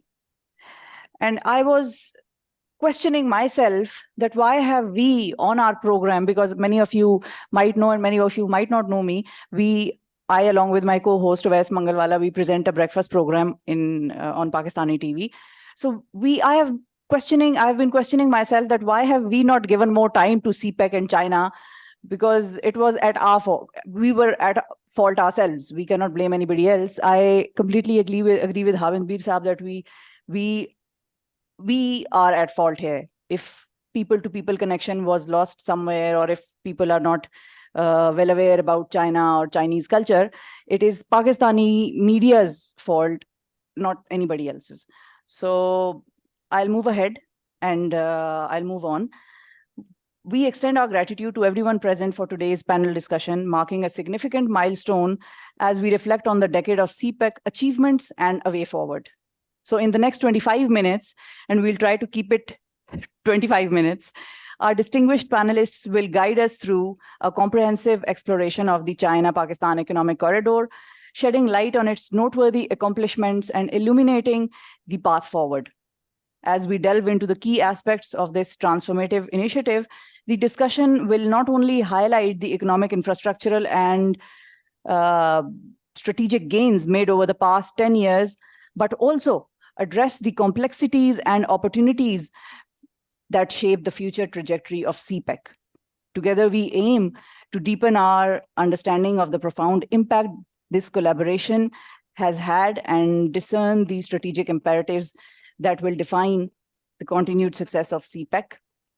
So now I would like to request the first speaker, who is Professor Dr. Manzoor Ahmad Sahab. He is the Vice Chancellor, Gwadar University. Professor Dr. Manzoor Ahmad is the Vice Chancellor of Gwadar University and brings an academic perspective to our panel today. His expertise in the field of academia and research provides a unique lens through which we can explore the impact of CPEC on education, research, and regional development. Because when I was in China, I noticed one thing, that there are Chinese universities offering Pakistani courses, offering Pakistani subjects like foreign affairs, specializing in Pakistani language. They are learning Urdu while being in Beijing or other parts of China. But while we talk about Pakistani universities and Pakistani academia, we have seen that aspect missing when we say that we are all-weather friends. What are we teaching about our all-weather friends to our students? Are we doing enough on the educational, on the educational field, in the educational field? So I would welcome Professor Vice Chancellor, Gwadar University, Dr. Manzoor Ahmad, to say a few words, and I would request him to keep it within 5 minutes time frame. Thank you. Thank you so very much. I hope I'm audible there. Assalamu alaikum, Dr. Saab. Can you hear us? Assalamu alaikum. So thank you so very much, the moderator, and my sincere thanks to Senator Mushahid Hussain Sayyid Saab and Mustafa Sayyid and other colleagues in China Economic Institute for inviting all of us to this very important and crucial sort of forum, whereby we delve into so many issues and share our thoughts and insights, not only the achievements that we have sort of reached so far in the greater framework of CPEC, but also think over through some of the challenges and impediments which have sort of potentially impeded the very progress of CPEC. I think I would not go into details in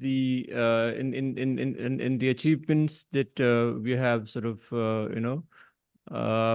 came through over the years from the CPEC framework and in the projects and investment that we gain from Chinese side, and a very important collaboration between China and Pakistan that I think people sitting there are more sort of educated and relevant to talk on.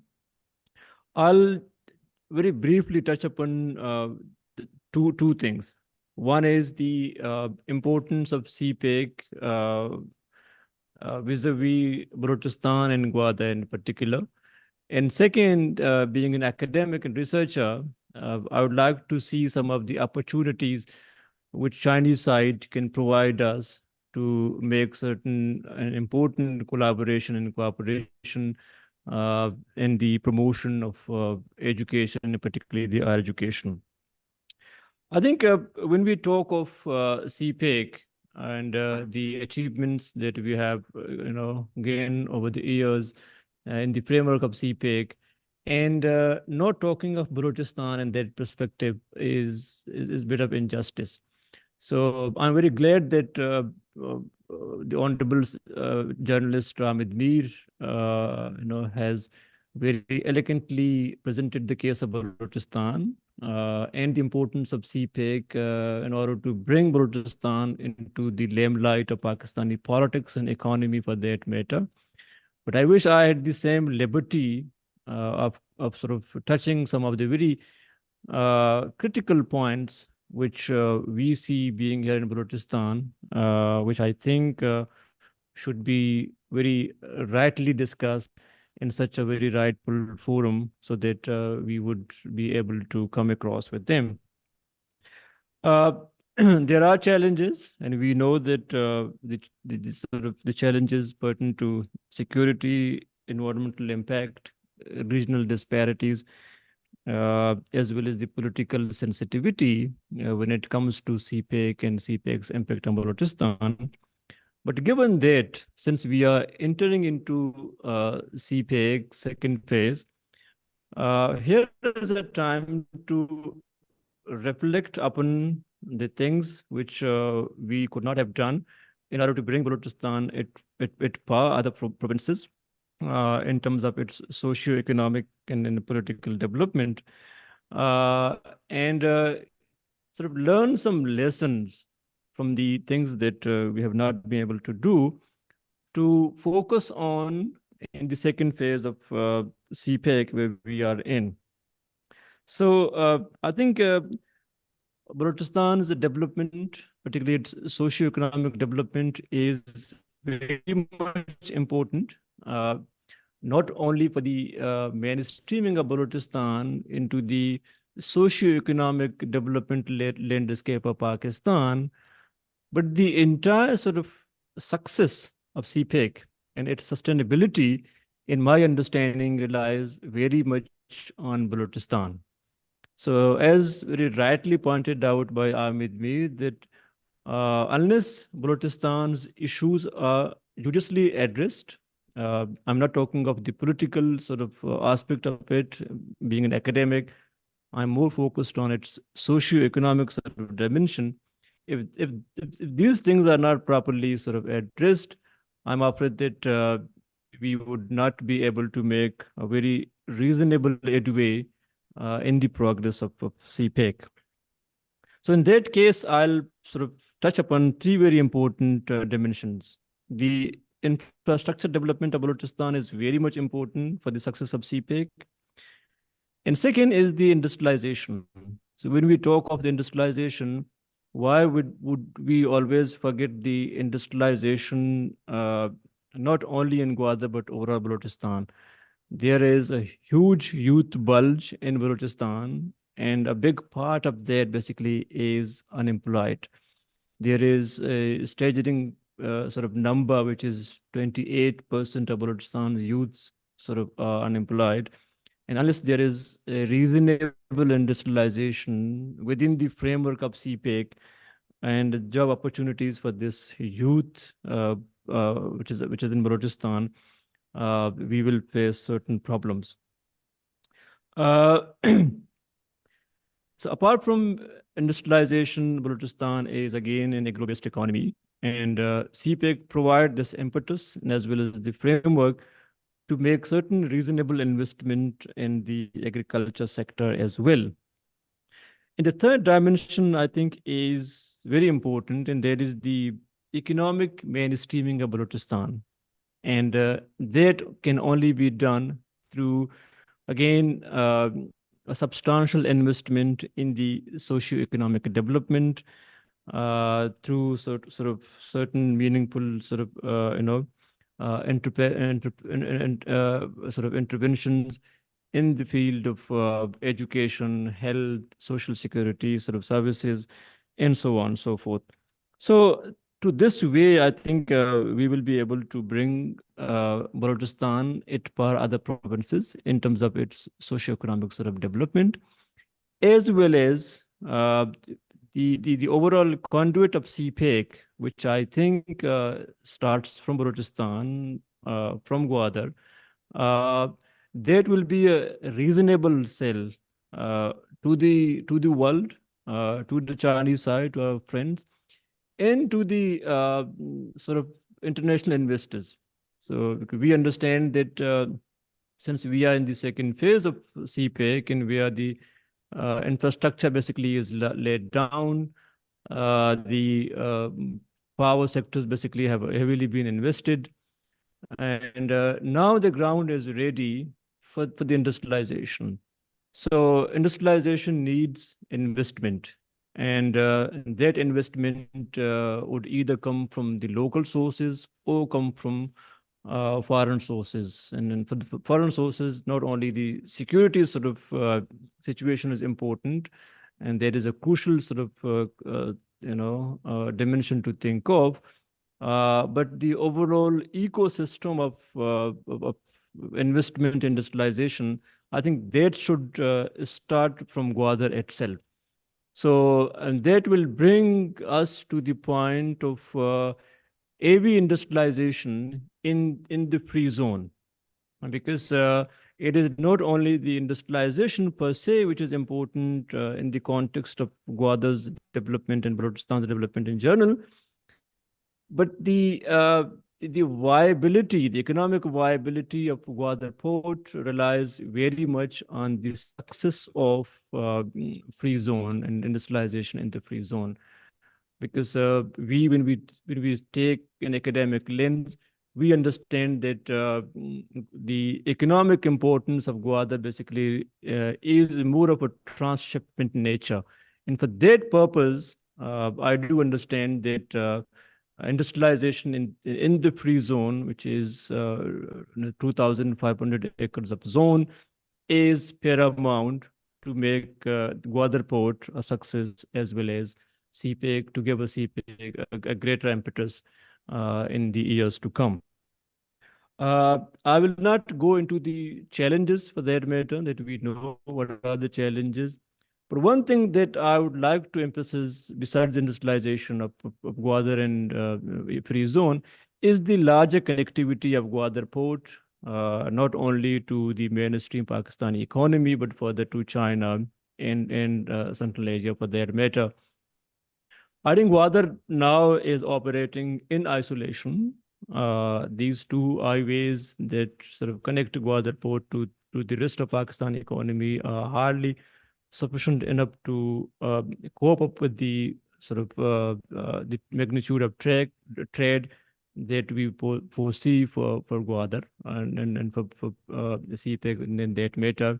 So therefore, I will urge and emphasize that we need to think of bringing the sort of motorways network to Gwadar, number one. And number two, not only focusing on ML1 as a major investment from Pakistani and Chinese side, but we need to sort of think of, in a very near future, to connect Gwadar through railway network by investing in the that ML3 net, sort of railway line.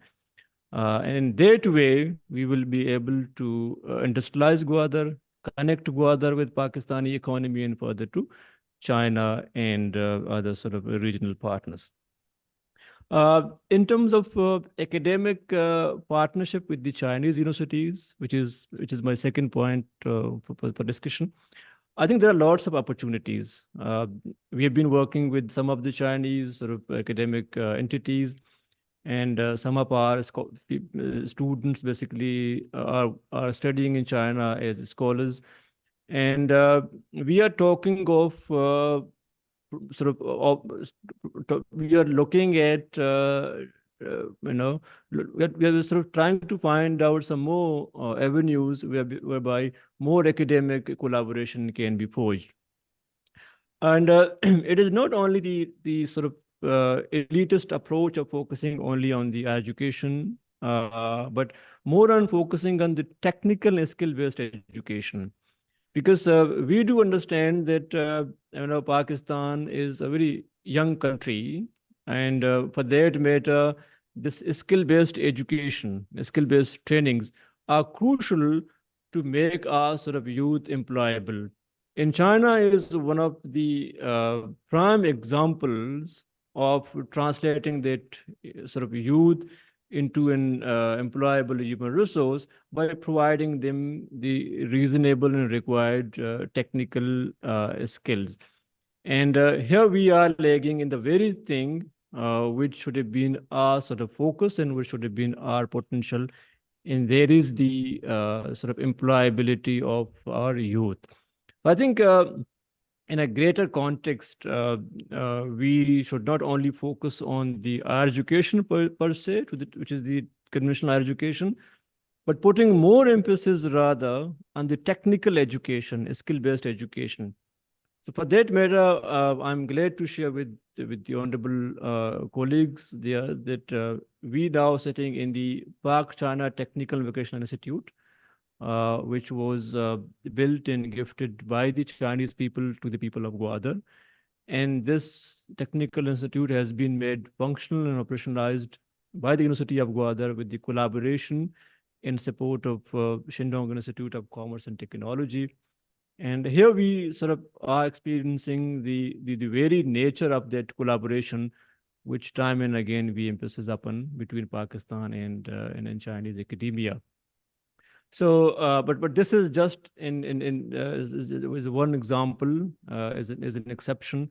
So we would like to have a broad-based collaboration in the field of technical and vocational education with the Chinese universities and technical centers.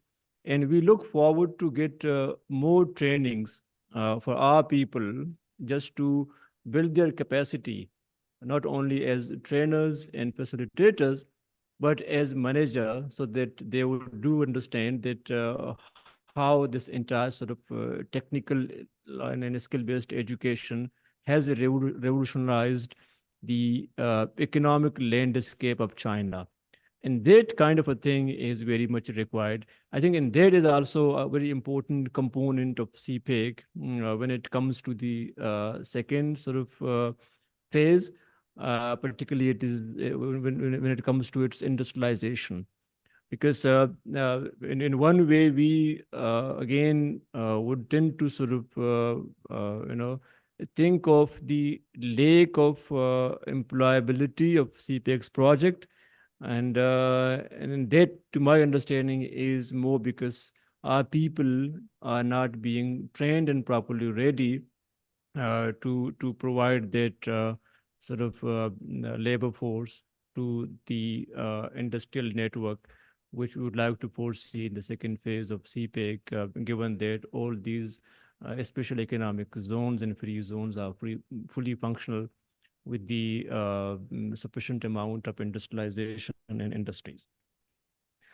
So, and very lastly, I would like to sort of take just 1 minute to emphasize upon the importance of Gwadar and the various sort of attention which Gwadar needs, not only from the Chinese side, but from the Pakistani policymakers and people sitting in Islamabad.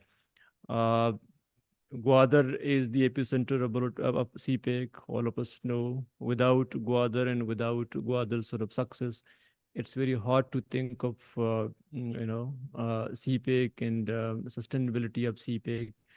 And I'm sitting in Gwadar and I've been working here for the last 1.5 years. And I know that a lot more basically is happening here in Gwadar. But we have not been able so far to sort of market that progress which we see around Gwadar. If water is not available to the people of Gwadar, there is an issue, but the water supply is there. There are certain governance sort of hurdles which make these very basic sort of facilities to be available to people. And they are the role of our government, which is the provincial government, as well as the federal government. Sort of concentration is very much needed. There are so many things to talk of, and there are again some of the very critical sides of CPEC, which we academics need to think of, critically analyze, and then come up with the solutions. One thing I do understand as an academic, as someone who has been writing on various CPEC issues, CPEC has provided a very broad framework for so many cooperations, not only between Pakistan and China, but CPEC has opened up an opportunity for our sort of different regions and provinces to cooperate, to collaborate, to connect. And also it sort of gives this opportunity to the center. Center means the mainstream Pakistan's economy and politics, to reach out to its peripheries, and in it margins. I think that leverage of CPEC needs to be properly exploited, so that all of us would be, an active stakeholder of that greater CPEC endeavor, whereby every of us sitting in Gwadar, in Islamabad, in Karachi, in Khyber Pakhtunkhwa, and interior Sindh, wherever he or she is,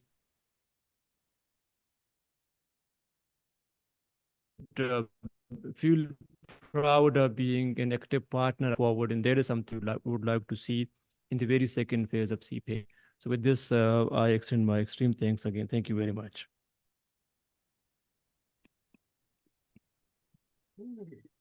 Thank you, Dr. Manzoor Ahmed Saab, for such a detailed talk on the subject.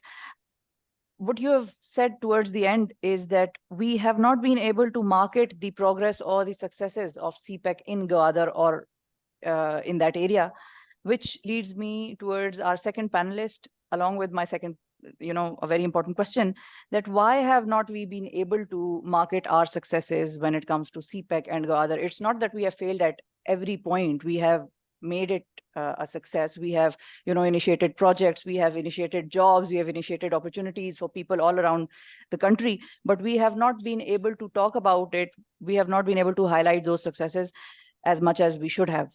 Why is that so? I would like our next speaker, Behram Baloch Sahab, who serves as a correspondent for the esteemed Dawn Media Group, a role in which he adeptly delves into the multidimensional news reporting with a particular focus on Balochistan. He has distinguished himself as a dedicated journalist committed to providing comprehensive coverage of the region's dynamic events and developments. And I would like to mention here, when I first I visited Gwadar and Pasni and Turbat and all those areas, we were the first ones from national TV who were there in recent years. People were telling us that you're the first one. Nobody came here from national TV, from such mainstream TV channels. And when I talk about mainstream TV channels, I would like to highlight the media, how media takes Balochistan. There are very less number of TRP meters in Balochistan. The maximum numbers are in Karachi and Lahore and Punjab and of course other parts of the country. So when it comes to Balochistan, when we were interviewing CM Balochistan at that time, who was Jam Kamal Saab, it was an exclusive interview. So our channel at that time used to ask us, what if some other important news cut comes in and we have to interrupt the interview? I was telling them, it is the CM of a province in your country, so he holds as much importance as a CM of Balochistan, as a CM of Punjab or CM Sindh or CM KP. But the CM also was not getting enough importance from our media channels and from our TV. So our channel was asking us, what if some other important news comes and we have to interrupt your interview? What will we should we do that? I was like, if that is the case, then you can. I cannot stop you. But this is the mindset sitting in the mainstream TV channels, that they do not cover Balochistan as they should. While they say that Balochistan is going to change the fate of the country and Balochistan is where the CPEC is starting, but they are not giving equal importance to CPEC. So this brings me to Behram Baloch. How has your experience been? Assalamu alaikum. Thank you for joining us. How has your experience been, and what are your challenges when you report on CPEC and Gwadar and Balochistan? Thanks, Excellency Mushahid Hussain Sayyid Saab, Mustafa Haider Sayyid Saab, ladies and gentlemen, good afternoon, ni hao. It is an honor for me to say a few words and to reflect on a transformative journey that CPEC has unfolded over the past decade. This initiative has not only reshaped the economic landscape of Pakistan and China, but has also left a lasting impact on the regional dynamics. As we explore the achievement of the past decade, it is imperative to recognize the monumental strides that have been made through CPEC. The infrastructure projects, energy venture, and economic collaboration have laid the foundation for a stronger and more interconnected future. Both nation, roads, bridges, and ports have connected cities, creating a network that facilitates providing a significant boost to its industrial and economic sectors. Moreover, CPEC has not merely been about physical infrastructure. It is fostered to people connection, cultural exchange, and education partnerships, strengthening the bonds between our two nations. The development of the Gwadar port in a particular has positioned Pakistan as a Pakistan is a key player in regional trade and has opened up new possibilities for economic growth and cooperation. However, as we celebrate the achievement of the past, it is equally important to address the challenge that lay ahead and chart a course for future. The success of CPEC hangs on sustained collaboration, innovation, and adaptability. We must focus on ensuring that the benefit of CPEC reach all sections of society, fostering inclusive and sustainable development. In the coming years, it is a crucial to diversity of the scope of CPEC,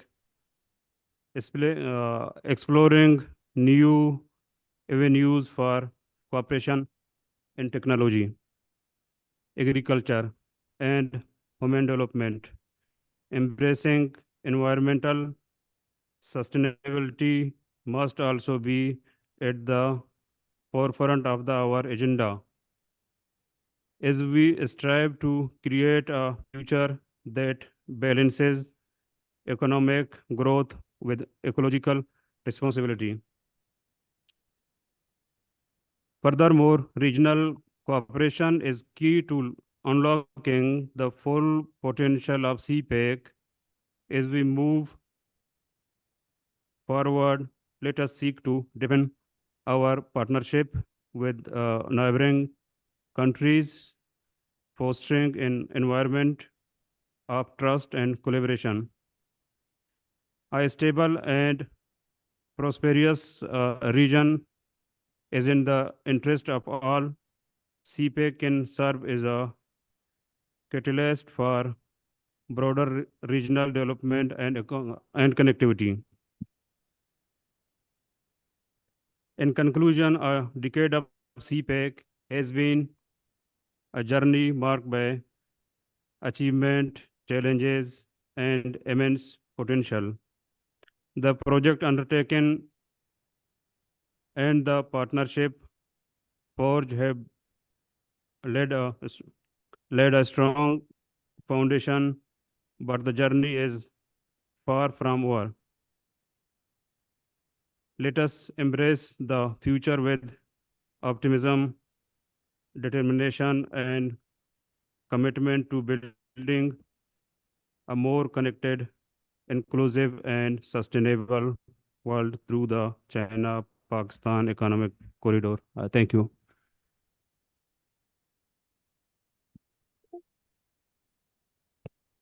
Thank you. Over to you, please. Thank you very much.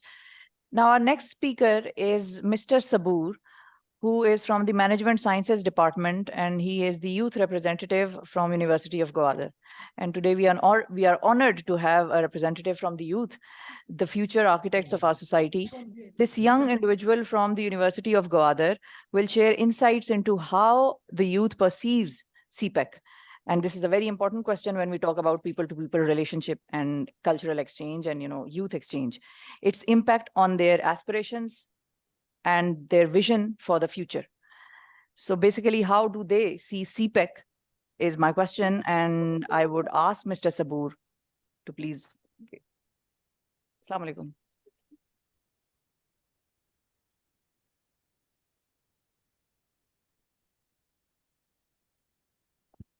Ladies and gentlemen, Assalamu alaikum. I am Sabur Nasir from the University of Gwadar.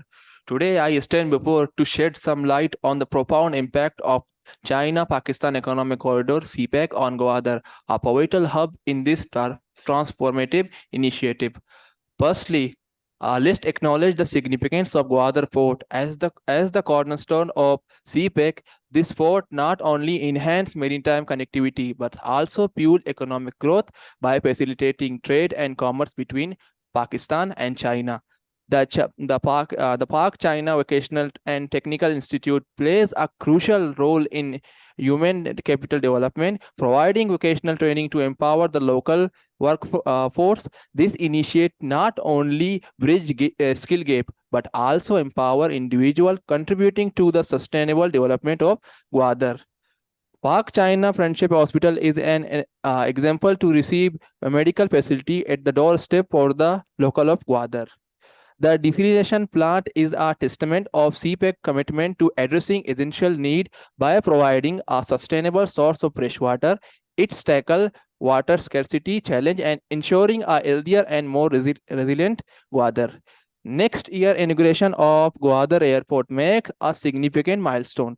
This state-of-the-art facilities is forced to catalyze economic activities, boost tourism, and further integrate Gwadar into the global economic landscape. The Gwadar East Bay Expressway serves a vital transportation link, enhancing connectivity within the region. This infrastructure not only facilitates efficient movement of goods, but also promote economic development by reducing transit time and cost. Lastly, the Pakir Colony Primary School embodies the social dimension of CPEC. Investing in education is an investment in the future. By providing quality education, CPEC contributes to building a skilled and educated generation, laying the foundation of sustainable development in Gwadar. In conclusion, the diverse projects under CPEC are not just about infrastructure.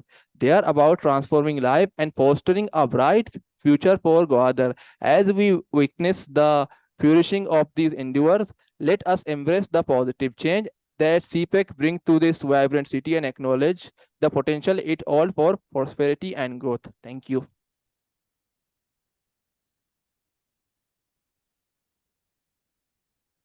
Now let me invite Senator Mushahid Hassan Said to present a unified stance and consensus on CPEC in a collective joint statement. Joint statement, we'll serve you. We have given you food for thought. We'll give you food also now. So please wait for 3.5 minutes. The joint statement of the 8th China-Pakistan Economic Corridor Media Forum. The participants expressed sincere appreciation for the joint efforts and initiatives undertaken by both Pakistan and China in advancing the CPEC over the last decade, especially in the realm of energy and infrastructure.